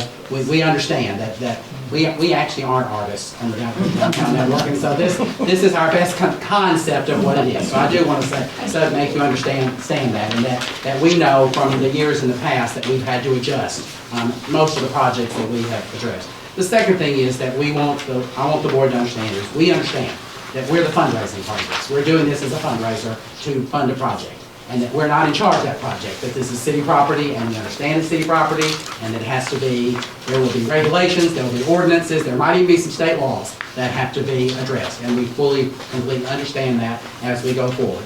So if you look at the very first one of the things that has come back several times is for some designation for the public when they come into town to know where the downtown network, that Downtown Hope is.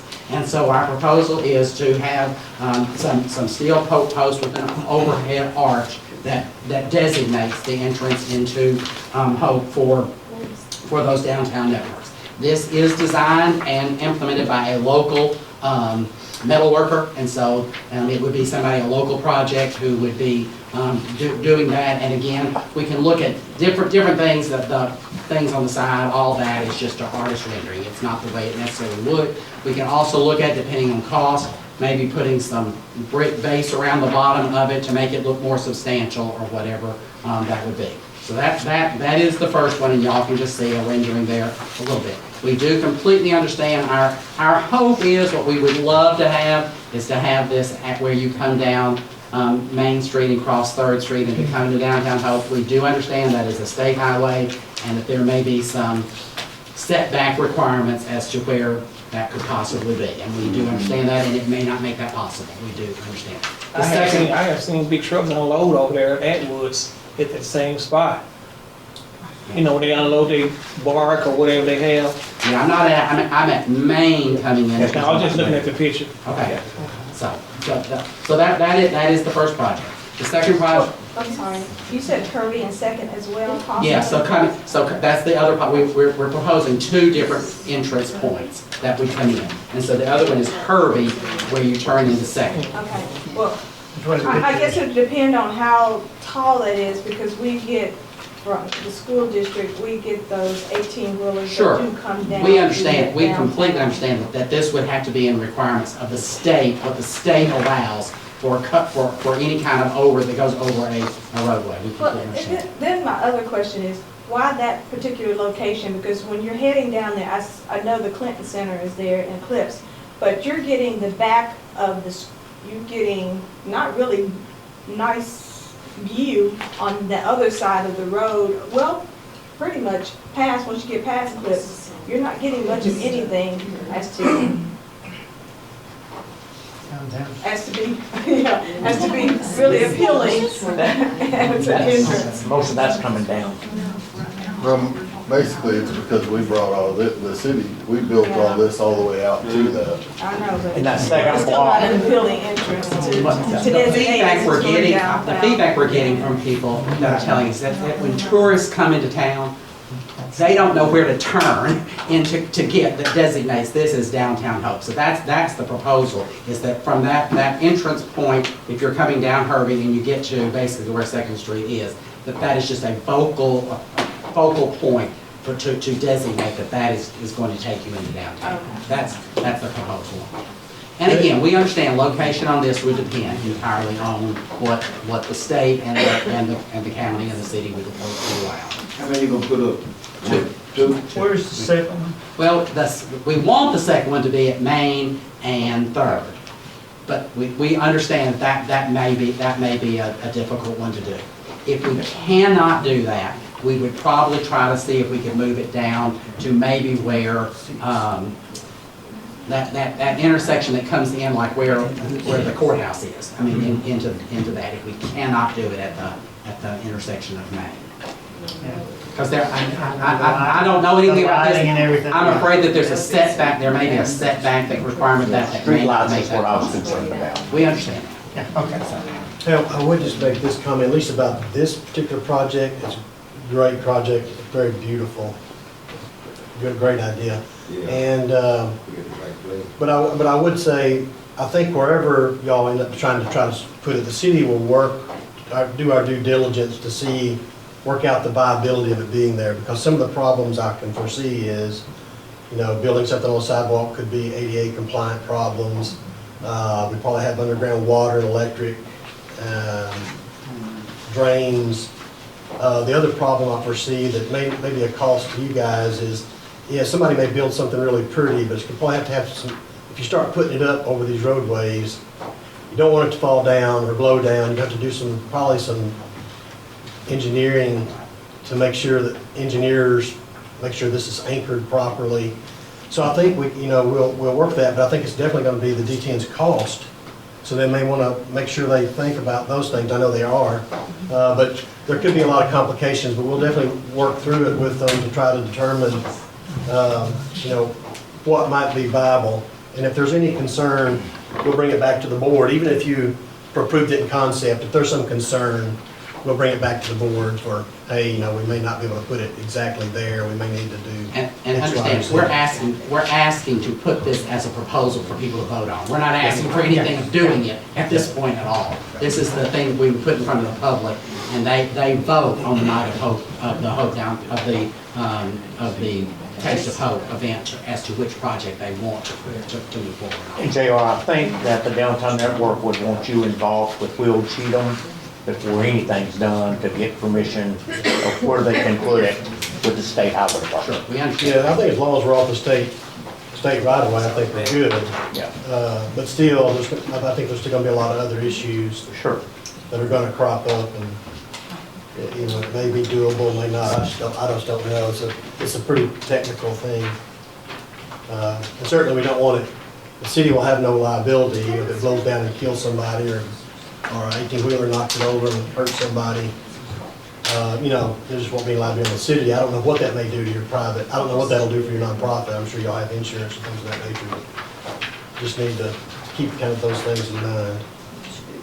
A little out of my wheelhouse. We'll find out about this. Okay. The second project is to do some treescapes, and of course, this is primarily around the area of the hub. This was a proposal from last year that is carried over to this year. And so what the proposal is, if y'all will look, if you remember, like if you go along Second Street and come between like the parking lot of Cadence Bank and across the street from the Grown Williams, those are a series of oak kind of trees that are there, that are already permanently there. The proposal is to continue that on the Second Street side of the hub. And then on the Elm Street side, to perhaps put something that is more in line with the picture. So that proposal is to do that. We've always since we built the hub, there was always a proposal to do some landscaping there, and it just keeps coming back up where people want some more plants and landscapings around that pavilion. So that's our second proposal. The third proposal is to actually put in one of the main things that we keep hearing from downtown merchants is that people request shade. And that when they come to Hope, they don't have a place that they can really sit down. And so our proposal, once again, is to put some benches in that have an actual covering over them where people can sit in just shade. And the third, that's kind of companion to that, is we do have people who keep asking for a place to park their bikes. And so the proposal is to look for some bike racks. And again, on those, this would just be the proposal for the, and so you can see there a little bit of what this is to make, this cover has a bench, has a little covering, and the top of it is to kind of mirror what's on the depot, to have that consistent look. And then on the bike proposal, same thing. It would be a bike rack, but it would have some designation of Hope on it. Again, these are we don't really have a location necessarily for these. We would work with the city as to where they think propose putting 3 of them in different spots. One of them certainly probably around the hub, because that's one of the places that people ask if they could come in their bike riding. So again, what we're really asking tonight is that we be able to put these to the public vote on that night, and we'll see where they come back, and then we'll have to come back to you, depending on which one might be the successful one, and then make our actual proposal for what it is. The event, so you just know, is October the 4th, and so that is a Saturday, and we are looking forward to another successful 3rd annual Taste of Hope, which has become very popular. And it's moved this year. It has moved. We are, we are celebrating, just so y'all will know, and thank y'all, because y'all have made this happen. We are celebrating, we are the 2nd city in the state of Arkansas to reach the associate level with the state Main Street organization. And so we are actually, in celebration of that, we're actually making this a Main Street event. And so we will take we're actually not going to actually be under the hub. Everything will take place on Main Street. There will be we'll put a line of tables down. It'll be a community where they can come, and then the vendors, the restaurants will be basically, if you're talking about that section of Main Street, they'll kind of be in where the parking is. They'll set their tents up or their tables up for the food. I would just say that as far as the one with the hubscape with, I mean, that's been something that we've been up against from the very beginning, is trying to keep that area open and clean so you can actually see what's happening down there, because from the very beginning, people have tried to fill up every bit of green space that was left down there around that. And I just worry, especially with crepe myrtles all the way around it, you can drive by and you may not know what's going on in there. And I don't know, the farmer's market that worked to get that put down there would like for that to be as open and air and free to see as possible. And I don't know, I just know that there's been multiple occasions that we've tried to barrier it off, but that's just my opinion. But also additionally, you gotta think about the landscape maintenance that's gonna be added to it. Yeah, I mean, that's the other side of it. And also, we have Christmas decorations each Christmas that go around that, which they do a great job for Christmas around the hub.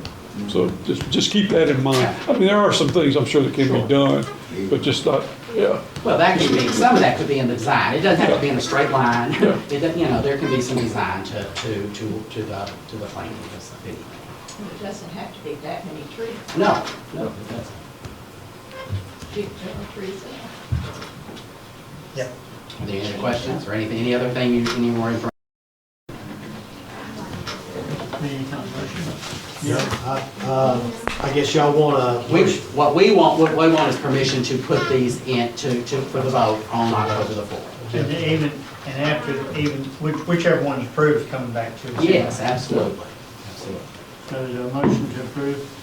Okay. general. Somebody make a motion. I move that they present these options at the Taste of Hope, so that they're able to present, yeah. Okay. Motion second, all those in favor? Aye. Aye. Opposed? Thank you. Okay, good luck, we'll see you after you find the winner.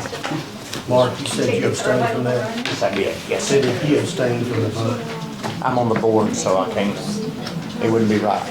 You're right, okay, we're going around into, KR.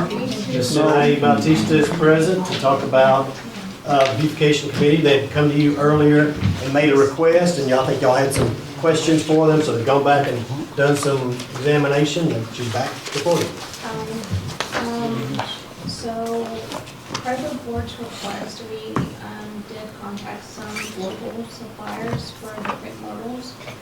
And we did get one. It was for $8,246, which was almost double the amount compared to Freeman's. Freeman's was $4,289. I don't know, can you hear me? No, Barely. Barely. So for the supplier that we was locally, it was $8,246, which was double the amount compared to Freeman's. Freeman's was $4,289 for the crate marbles.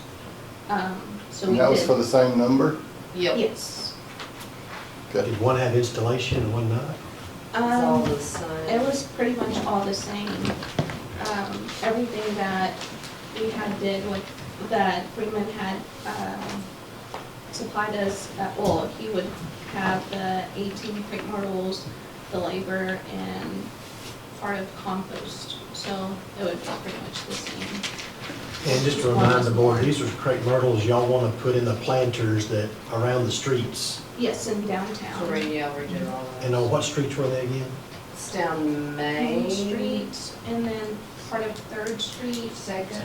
Second, and then one on Division. But yeah, we asked probably 6 different vendors for quotes, and we finally got one. Did they say if it got approved, when's the best time to plant these? It would be during like the fall, because it would be less, Stress. less stress on the roots and. Yeah, I'm all for it. I mean, We would like to do it we in tried. November. That's all I was asking back in May or whenever we talked about this. And I knew it'd been a while. And are the crepe myrtles a specific kind that don't maybe get too large? Or they get large and you, They're gonna be 10-gallon dwarf ones, so it's not gonna be to where we're having to do a lot of maintenance on it. okay, so they could bush out and get into the cars and y'all are going to try to keep them trimmed? Yes. Well, since they are small, they're not gonna grow as much the first few years, but yeah, we as a committee would volunteer and do maintenance. Since they're dwarfed, about how tall? I did not have. Unfortunately, the person that has all this information, Steve Harris, is currently in Maine. Can you get it on the phone? Does it say on Freeman's? It just says 10 gallons, crepe myrtles. They should not get any bigger than the ones that are existing Ones downtown right that- now. Yeah, that were 60 originally foot tall. there, they're not gonna be as tall as those, I don't believe. And more tree-like versus the bushy ones that fan out. Okay, y'all heard. It says here the dwarf variety height that is 4 foot or less. And that's what I was, less than 5 feet. They'll be not as tall as me. I was gonna say Davy's height. Stand up, let's see how tall it is. I make a motion to approve the project. Second. Motion second to approve. All those in favor? No. Opposed? Thank you. Appreciate y'all to deal with. Thank y'all. That's it for me. You know, I just want to bring up one thing before we go.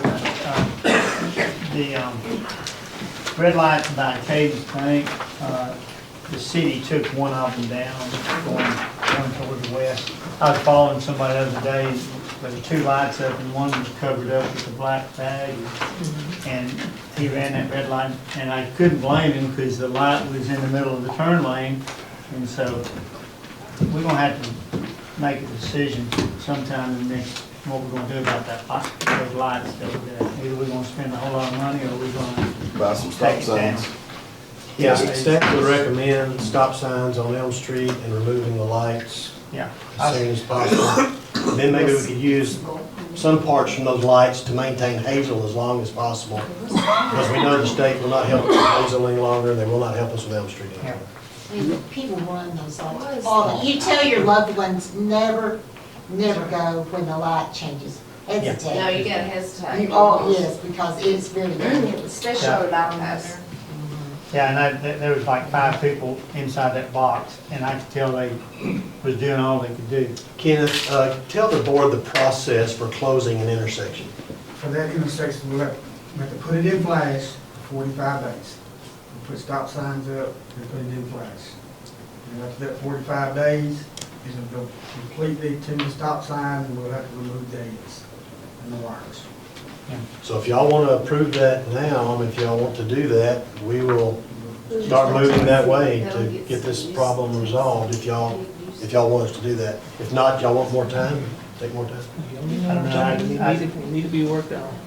I don't think, I think I don't working think on we it, have more time. working on that is not an option. Y'all want to make a motion then? I'll entertain one if somebody wants to make it. I would like to make a motion, but I want to add something to that. Okay. I really think with that being at these intersections, and I've harped about these for years, is the stop signs with the flashing lights on them. So I would like to make a motion that we take, That may take electrical, understand. and that may cost a lot of money that we don't know. I do know that Texas County's got several locations you might want to contact. They also have solar. Well, they do have solar. Solar. We just priced some last year. They're like $2,500 from what I could And see. they were, you could get outrageous with them. Yeah. The cheapest was around $3,000 Yeah. for one stop sign. But, And so if that's the case, then if y'all make this motion like this, then maybe make the motion that y'all make it, then allow us to put it in the budget for next year, and we could do it at the first of the year, start working on it. We could go ahead and start closing the intersection, maybe 45 days out at the end of the year. That'd give us the money to be able to do that, because I don't know what, you know. They go on the same post, so we could go ahead and put stop signs up in order right. that sign later. We just have to. but I just want to make sure it's in the motion. I'd like to make a motion, we go ahead and close the traffic devices at 3rd and Elm Street, replace it with stop signs, and in the 2026 budget, have LED stop signs installed. Second. Okay, motion is second to close that intersection and put up lighted stop signs. All those in favor say aye. Aye. Opposed? Thank you. Thank y'all, that's very helpful. We get a lot of calls on that intersection. Yeah, it's getting pretty ragged. Anything else? from the Just board? for the public to know, Okay. can we share how much a new traffic device would cost the City of Hope? And it's unbelievable. I don't have the exact number, but, you know, 100 grand. Does the state not have That does not funds qualify for that state. at all? Nope. The state has an intersection program, State does not. but the state, that intersection doesn't qualify for it. Just for a little history, the state, Doesn't meet their the guidelines. state will put up red lights, but they won't fix them. So when we get one, When the state puts up a red light, traffic control device on a state road inside a city, after they put it up, it becomes the city's property to maintain. Gotcha. Now, they have grant money that cities can access under the intersection program, but that intersection has to qualify. So years ago, when they put those lights up, it qualified. Now Elm Street and Hazel Street do not qualify, and they will not help us. It'd be the total cost of the city to have to replace those. And when we replace those, they have to be replaced with something that's acceptable to the state, which are these new lights with the cameras, and very costly and big electronic boxes. It's about Now, the state has, 200 to 250 at intersection. that's what I was thinking. 1,000, yeah. Yeah, now the state has approved, now we don't know when, the third and bypass and Highway 29, which is Hazel, and Hervey and bypass. But we don't know when they're gonna do it. We have, Is that not correct? I think it's just those two bypasses. Sorry. Two intersections. Okay, I'm sorry. Just Yeah. for cameras is all we're putting up there. No, we're not doing anything else with them. Yeah, everything else working except for the camera elements. Okay. So, Good, okay. Anything else? Citizen Ruel? Good afternoon, Marcia White. Well, sorry. Hold on, Marcia. At night, it's not afternoon. Can we, get in the parking lots downtown? The weeds treated in the parking lots downtown? Yes, we can. Okay. Did you hear, Kenneth, did you hear that? I think there's, which, are you talking about any specific parking lots? The one at the hub and that section, I know specifically the hub. And I think also the one down by the depot. They'd like for us to look at the city parking lots downtown with some weeds growing in it and just get them sprayed. Do what? Yeah, we sprayed them 2 weeks ago, we must spray them again. We've been having problems with our spraying. Okay. All right, so we'll get that done again. All right, thank you. Let's go. Thank you. You're Marcia up. White. Martha? Marcia, M-A-R-S-H-A White. The bathrooms at the Northside Park. I'm going back You there. still what? Yeah, By here's the baseball- Simpson by Jr. the baseball field? Yeah, no, here's what I'm good looking at. Around the splash pad, I'm very grateful for the splash pad. But you're going from where we have 3 stalls of releasing yourself down to just 2. Am I understanding that? Did I understand? I didn't really want to breathe the young man because he got issues outside of City Hope, but I just want to know that we're going from 3 ways of releasing to 2. Is that right? Yeah. Wait, Just 2. I think she's talking about.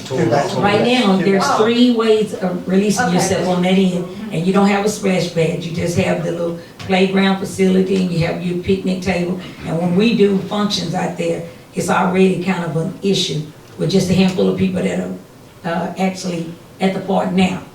Now, you're gonna add the splash pad, and you're gonna take and just have 2 stalls.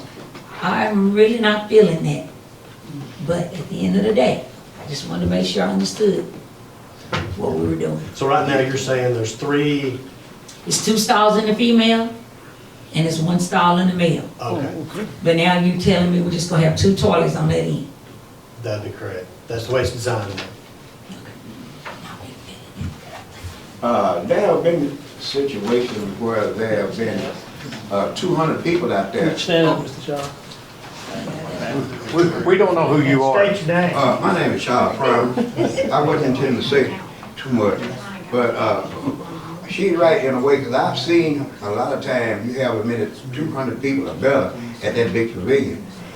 And I don't know if the bathroom will get it. What you're saying, in other words, you might need the extra bathroom put in there. But several times I've seen over 200 people out there. And they were just out there here about a week ago, and they left their mouse around house out there. Is the North Side Community Center, is that not, do they not have that open? Whenever y'all have events like that? No? Summer, what do you want to say? I'll just remind her about the trash can. Oh, yeah, I'm sorry. I'll bring that up to the board. Yeah, that is a problem.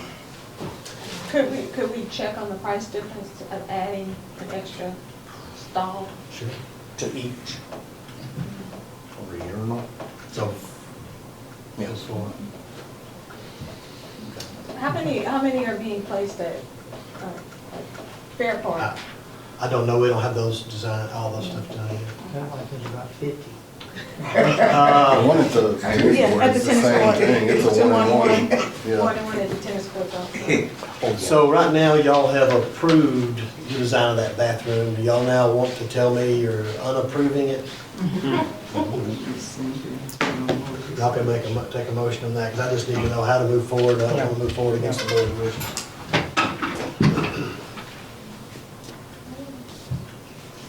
I'm not gonna say unapproved, but can we just check and have Jeremy to see what it's gonna cost to add one extra each one So what did for the we- next meeting? I don't wanna hold it up a long So time. what did, Well, you're gonna add a whole nother one? I mean, if you're putting a door on each one of them, you're gonna have 4 doors now instead of 2 doors? Is that what you're asking? Two per, You're gonna put a door behind, 2 toilets behind 1 door? But you're gonna have to make that building bigger because of ADA requirements and all as well. So that building is gonna be bigger. you might have to put partitions in it.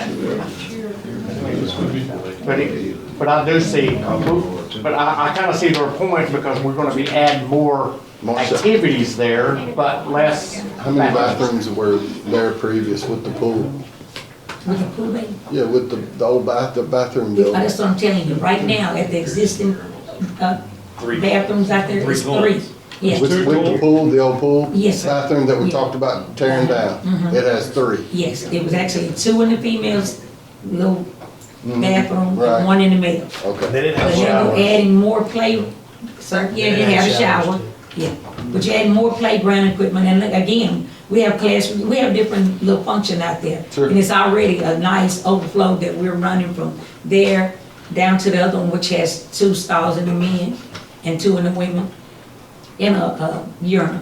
So what I'm saying, we're going, adding some more playground equipment, and you taking what, another toilet from us, and that's kind of a backwards way to me.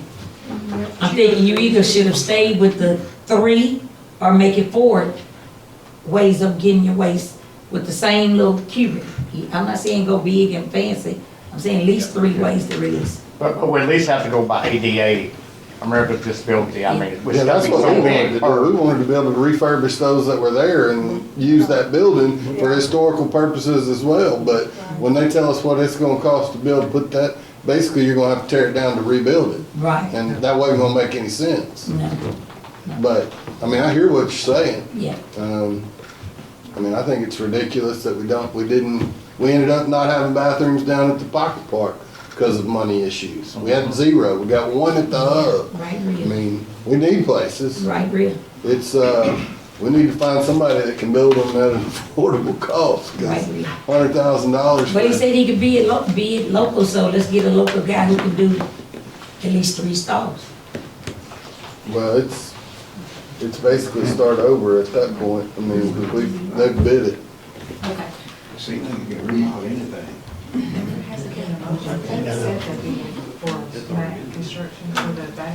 No, we hadn't presented the bids yet. But they approved this concept design, is what I'm saying, earlier in their motion tonight. Yeah, we don't have the bids tonight, I don't have them, so I gotta get them from Jeremy again. They're not on the agenda. I'll bring those to him. Instead of changing the motion right now, can we just have him just to see Yeah, what might be? If the board wants me to get a cost estimate on adding a 3rd toilet, basically is what we're talking about, right? Right?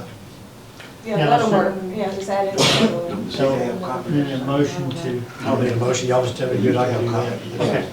And if we have to come back and amend it, we always can. Okay. I need to bring up one more thing, I'm sorry. That's fine. Summer has asked me to have y'all change one thing in your approval of the splash pad. Y'all approved that design with concrete trash cans.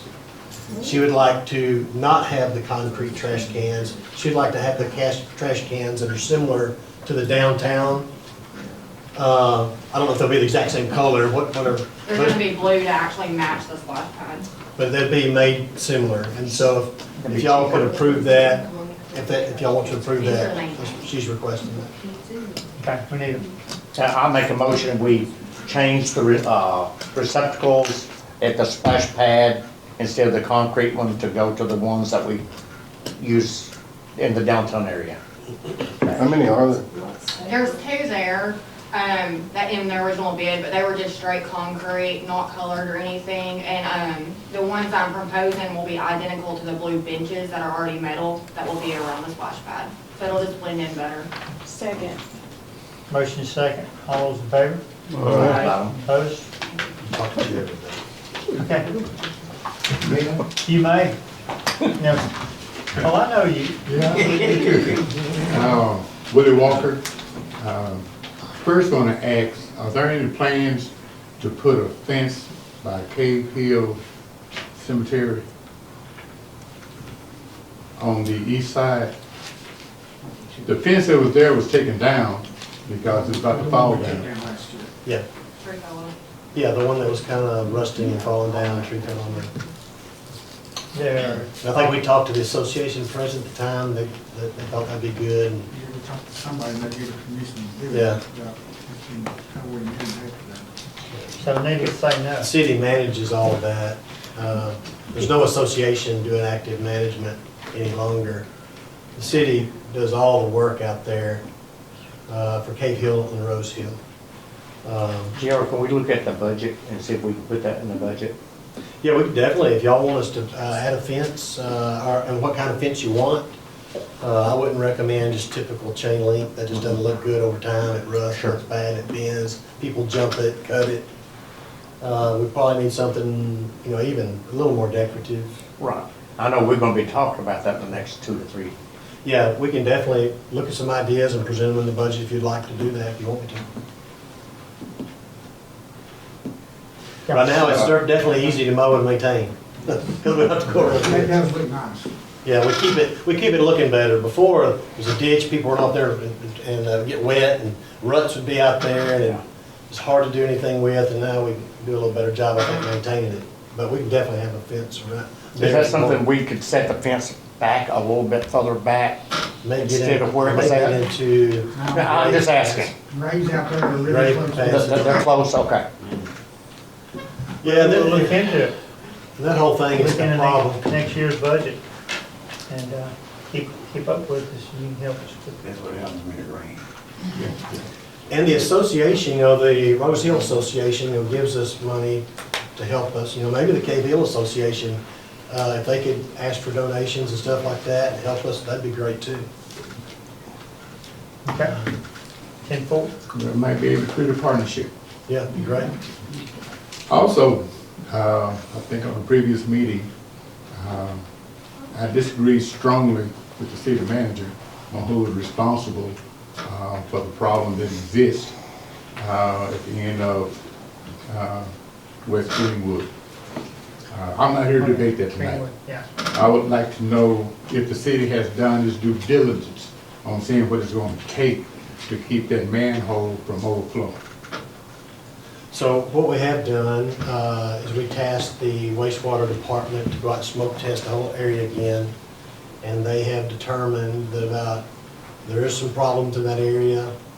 And it is all on private lines. So what I've tasked the wastewater department to do is to go to each house individually and to advise the owners of the house that they have a problem with their private lines, whether they're uncapped or they're broken under their house, or broken in where water gets in and feeds the system, to notify them that and make sure they get it repaired. We've discussed with the code enforcement department our leverage against private property owners. If they refuse to do that, we can leverage a citation to people that won't fix their private lines. From their smoke tests, there was small leaks in a manhole that they are going to be repairing. So that's to deal with the wastewater system. That doesn't deal with the actual water just flooding, just the drainage flooding. The drainage flooding, we got the street department, and we've tasked the street department to make sure when we're expecting heavy rains, and especially in dry times, just like we've done maybe down at your area, there's two main complaints areas. One creek that runs off 67 down to the bypass, and the other area is this area where we get our flooding complaints, and we've tasked them to make sure we're walking these creeks or walking the culverts to make sure the culverts are unstopped, that we can do everything within our capacity now. And we've discussed the possibility. We've got Glenn Spears down here just the other day. We had a meeting with Glenn Spears about this very topic. We've also talked about looking to determine, is Kaimichi's culverts sufficient in size to handle the drainage? If the engineer makes a determination that he feels like, well, that's probably not, then we're gonna write Kaimichi a letter and tell them they need to do that. Now, the power I've got over Kaimichi's, I don't know. But we're doing everything within our power. What our wastewater people, they've smoke test over there, there's really not a problem with city lines. It is a problem with private lines in that whole residential area. And so I've tasked them to go door to door to try to solve that. Now, I can't solve the rain. I can't solve where your house is located. I can't solve low-lying areas. I can't go on private property and work. These are all things we have no control over. What we can do is, if it's part of our drainage system, we'll make sure the drainage system is working as designed. I can't make it work not as designed. And one of our problems is, as y'all know, whether you accept climate change or not, what we've seen is, in my lifetime, in the last decade, we get torrential rains, 6 inches can fall in 30 minutes, and there's just nothing. I don't know if any drainage system's not gonna back up at that point and then go down. I think that particular house was built in a low area, and it is what it is. I don't think originally that was a problem. I think when that railroad track got there, the railroad levee dammed up a lot of that place. The last time we were down there at the last flood, we pulled a refrigerator out of that, blocking that culvert. We pulled railroad ties out of that culvert that was blocking the culvert, and the refrigerator and the railroad ties had created a jam where now all the leaves and stuff are plugging up the holes, and it stopped it up. They walked out there and did it. So we're going to try to look at that every fall, every spring, when we have time to get down there and can get down there, especially before a big event. We're going to try to make sure they're open and working as designed. So I think that's what the city can do. I'll just tell you, just expect some complaints if we have to start writing a ticket to someone who won't fix their private lines, and it's going to go to court, it'll go before a judge at some point, and we're going to leverage our ability to take care of that. Make sure that you don't take your caps off of you can't take your caps off of your clean outs. Now, the only time we advise you to do that is obviously if you have something pouring out in your house, yeah, go get it off. We'd rather it pour out in the ground than pour in your house. But you can't standardly leave that off, because that's what creates a lot of our infiltration problems. So when you get flood and there's a foot of water sitting over that cap, and all the caps are off, it's just pouring right in our wastewater drains. So that's what we're going to try to educate people on and talk to them about. It's kind of where we are. Also, the tributary that runs between, I guess, Kalamazoo Railroad, we've had problems with beavers damming it up. And right now, I took the time to crawl up on the track, but you really can't see what's in the middle. And that could be a restriction. Yeah, we need, if you know of a beaver dam over a drainage system, let us know. We just cleaned some up on another area of town. If y'all would make sure and walk that area. We check it about 2 to 3 times a year. Lee knows that. We one year had what 20 out of there? Yeah. They come and go, we never know. Yeah.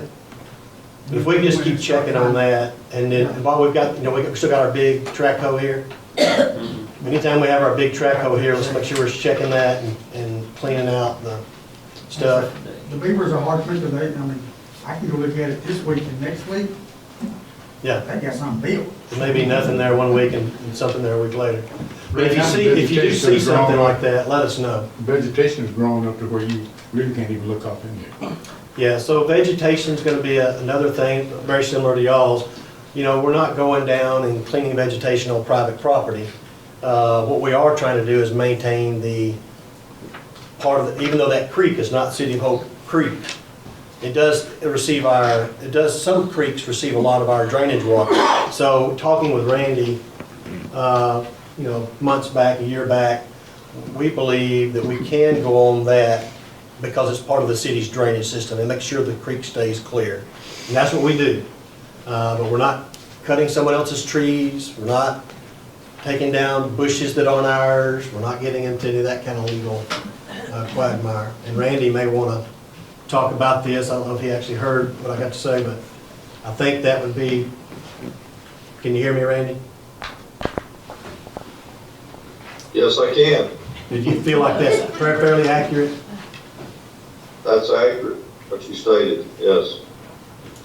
So we're just trying to work within the guidelines that we have to work within. I'd love to do more, especially if I had the money. I'd probably try to fix everybody's house and do everything, but I can't. Legally, I cannot do it. Yep. But I'll try to do everything legal and within my power to help these situations. And you just let us know if you see a beaver dam across a creek that takes our water, we'll get down there and try to bust it up. But are you legally able at this point to clean the vegetation between the two culverts? Well, look, that's not, for example, that's not even our culverts. What we're gonna try to do is keep them clean so the water runs into them. That's all I'm Yes, asking. we'll try to keep them clean to go into them. But we're not gonna get too much into shrubberies and things. If you have shrubberies right in front of it, For a pathway between the two if culverts. there's something right there, I'm sure, well, they'll look at it. If they think they can do it, we will do it. If Also, we feel like we there's can't, we won't. one more thing, and that is, there's a reason that that particular manhole is the weakest point in the line. Everything's gonna follow the path of least resistance. And that's a lot of back pressure. So are you sure that the line going under the railroad does not have restrictions? All Have you checked that out? all I can say is I had them smoke test that whole area down there, and I'm providing y'all the information I was provided. Can you not check it with the camera? Does it have to be completely dry? We can talk again. They did do some camera work, so I think they did a camera work for you when they looked at your when they did your backflow preventer. They looked at your backflow preventer to make sure it was working properly. We'll see if we can camera that under that manhole down. Because I submit to you that that overflow is probably causing, I'm not gonna put a percentage on it, but it's causing the flooding in that area. And I submit that to you because I don't know how many gallons of water is coming out of that manhole. And Yeah. even after the heavy rain stops, that manhole is still overflowing. Yeah. So And we have that in some areas of town, and you're right, we have some you told me inflow and before infiltration. that that's the what it only is. manhole that overflows in Hope. So there's No, got to be a reason. that's not the only one. There's inflow and infiltration, that's what I'm getting at. And that's what I've explained to y'all earlier. Yes, when the rain comes, if it infiltrates into our system, it charges our system. And But what I'm saying in his area from the smoke testing, what was charging the system was not the city lines primarily. They said there were some small leaks and a couple of manholes they're repairing. The problem was with private lines. Smoke was coming out on private property, out of holes, underneath some people's houses where something maybe got disconnected or cracked.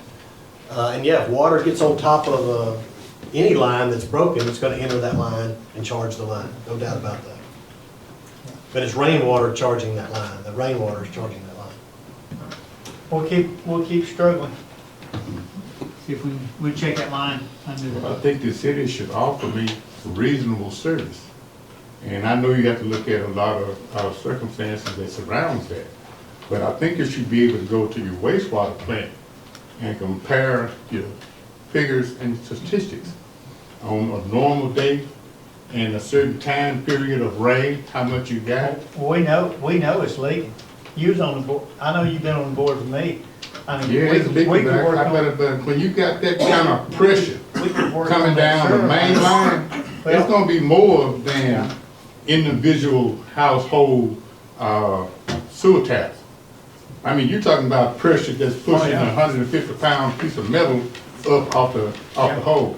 I know you're ready to go because it don't really affect any of you, but it does me. Yeah. I also want to know what can be done about the sewage overflow onto private property. Because that's not supposed to be. Mhm. Yeah, Can you tell me what we're gonna do about raw sewage and everything that's placed in it being overloaded on private property?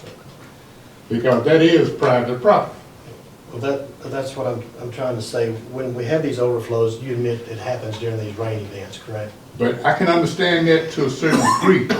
But if you get a certain amount of rain within a time span, I should get reasonable service, even though, because if it rains hour and a half steady, and you get 2 inches of rain, it floods. Yeah, that's right. I don't call that a catastrophic problem. Not 2 inches of rain. I'm getting a little excited, so forgive me. But 2 inches of rain in an hour and a half shouldn't cause that kind of flooding. And I still submit that the amount of water coming out of that manhole is probably causing most of the flood in that area.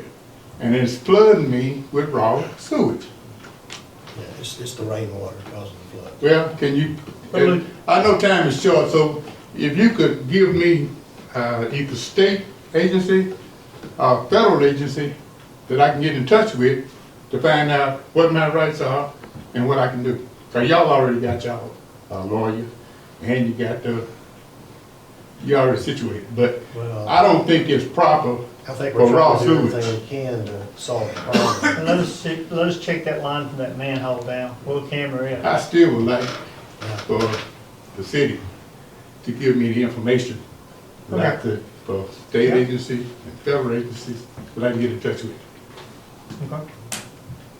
I pay taxes Yes. too. We'll I help think you that's out. reasonable. Your state agencies would be probably ADEQ. Yeah. How long has it been happening? Federal Lord have agencies mercy. may be EPA. That's a long time. Well, I agree with Pentecost Chief, but climate change I has think your changed place a lot of to, I things. think your place to start, if you just have a really big disagreement, we can't understand each other, I think your place to get the information, you know, that kind of thing, if you want to talk, is you could talk to your personal attorney and maybe they could direct you in the right way. Why should it cost me money when the city should offer me that service? Well, I just offered you. I know you told me to get my own lawyer. I'm asking you why the city can't give me that service I think we're because trying you to- already got the lawyer. I think we're serving you the best we can with the system. I don't think with the so. If system you're that we have. telling me I gotta go get my own personal lawyer. I think The city has a lawyer already. So why do you suggest that I go get my own personal lawyer to look in a situation that the city is causing Well, and has refused to rectify the problem? well, I disagree with you on almost every front. The rainwater is causing the problem. But that's your job. And a lot of pride. That's your job. It's my honest That's opinion. your job. Probably just call ADQ. Disagree with you. Yeah, and just let them look into it. Can you give me that information? We can. Yeah. It's on. Can you tell me where to go pick it It's up? available on the public. Go on the internet, ADQ. So you give me no service. You're gonna make me go through all of that when you already got everything that you need and it's already there. I'd have to go look it up like you would. I tell you what, Willie, how do you see us fixing this problem? I see How do you, you I see see it? you fixing the problem By, first, cleaning out that tributary. that's not, Secondly, wait a minute, that's not on our property. but you have to use that and it affects the flow. But we've already agreed that we will do that. We Okay, agreed. already. We We'll do agreed that. that Okay, if there's now what else? drainage, we will clean out the drainage. Secondly, stop that manhole from overflowing, which is causing a lot of the flood. I don't think that's asking too much. The manhole's overflowing because of the flooding. Yes, we'd love for the manhole not to overflow, but a lot of that is the result of private lines. Well, then that would mean that you haven't been doing your due diligence on making the citizens maintain their private line. That's Either way you what- slice That's it. what we're in the process of. Well, in the doing. meantime, since you didn't do that, I'm flooding out. And I think that but that's my opinion. But I do believe that a lot of that raw sewage that's spewing out of that manhole, the city should take care of it. I guarantee you, city manager, if you had raw sewage spewing out in your backyard, you wouldn't stand for it. I guarantee you that. Well, in when we go down there and look, we don't see the raw sewage on the ground. It's mainly the rainwater that's coming out, charging the system at that point. I'm not saying there's no sewage. It's gonna be so diluted and so running because of the flood that. Do you have any statistics to back that up? Your yard is. Do you have any statistic to back that up? Your Because you do yard, not know how much sewage is coming out of that manhole. just. And just to sit here and say that. Just our knowledge and experience with talking to our street department and our I'm just our using wastewater common department. knowledge. I'm just using common that's what knowledge. these You guys cannot are- estimate what is coming out of that manhole. How No, much is rainwater? How much of it sewage is coming out before the rainwater fills it up? Can you tell me that? If your yard does it have a foot in it, water in it? Does your yard Pretty have a much. foot or two? Pretty much. And so that's over an area. So how much of That's over an area. how much of the flood is caused, in your opinion, by the manhole? Well, it only overflows during these flood times with water. But flood time is not really a flood, like I said, inch and a half and hour and a half. Well, the people flushing their toilets, it's not overflowing at that point, like in the summertime. It's not overflowing. Understood, understood. It overflows when we have a rain, a big rain. Not a small rain, like you said, but a big rain. But I know it's late and I know I'm finna shut up and sit down, but I just wanna understand why is it that the city failed to maintain the services of the wastewater? Now, because the city failed, why am I responsible to do that which the city has neglected? Period. Well, we're not saying you're responsible. Willie, Yeah, when you put that anti-backflow and put it on my property, you made it that it's my responsibility. Why should it be my responsibility when it is the city's neglect on the wastewater line that's causing some of the problem? And I should not have raw sewage spewing out on my private property. I believe it was maybe a couple of years ago, that land on Main and Greenwood. They spent $1.5 million taking that soil out. They were supposed to have tested from there all the way down to see if it had been contaminated. I never saw any reports. It was kept hush hush. I don't know what's down there. I don't know what the raw sewage has deposited on my land. And I think it's the city's responsibility to find out. Because you cannot know what all went down that not the man, but the sewer system as a whole. And what went in there, you can't say that it did not come out and spew out of that manhole. Either you're gonna do what's right or you're not. Because I already know the bottom line is, the end result is that you, like the chief, I'm sorry, the city manager, tell me to go get my own personal lawyer, because what that boils down to is litigation. And I already know I'm gonna lose on that end, because the city is already set. But before that, It's not in my benefit to spend my money to go get a lawyer to fight the city when they're the one that's responsible. But before that, I that's told the you system. everything I am doing and we're gonna continue to try to do to improve the situation. yeah, well, this has been a problem for a while, I know it has, Willie. So we'll, City manager kept on looking at the clock, so I figured I better shut up and sit down. all right. Any other citizen requests? Would you choke me if I made a comment? I'll stand up and sit down. Back to the grant very quickly. I said we had 6 months after the grant was awarded. We have 12. That was all. Almost 1 year. Okay. So we have a little time to breathe. Okay, That's anything it. else? Come forward. We adjourn?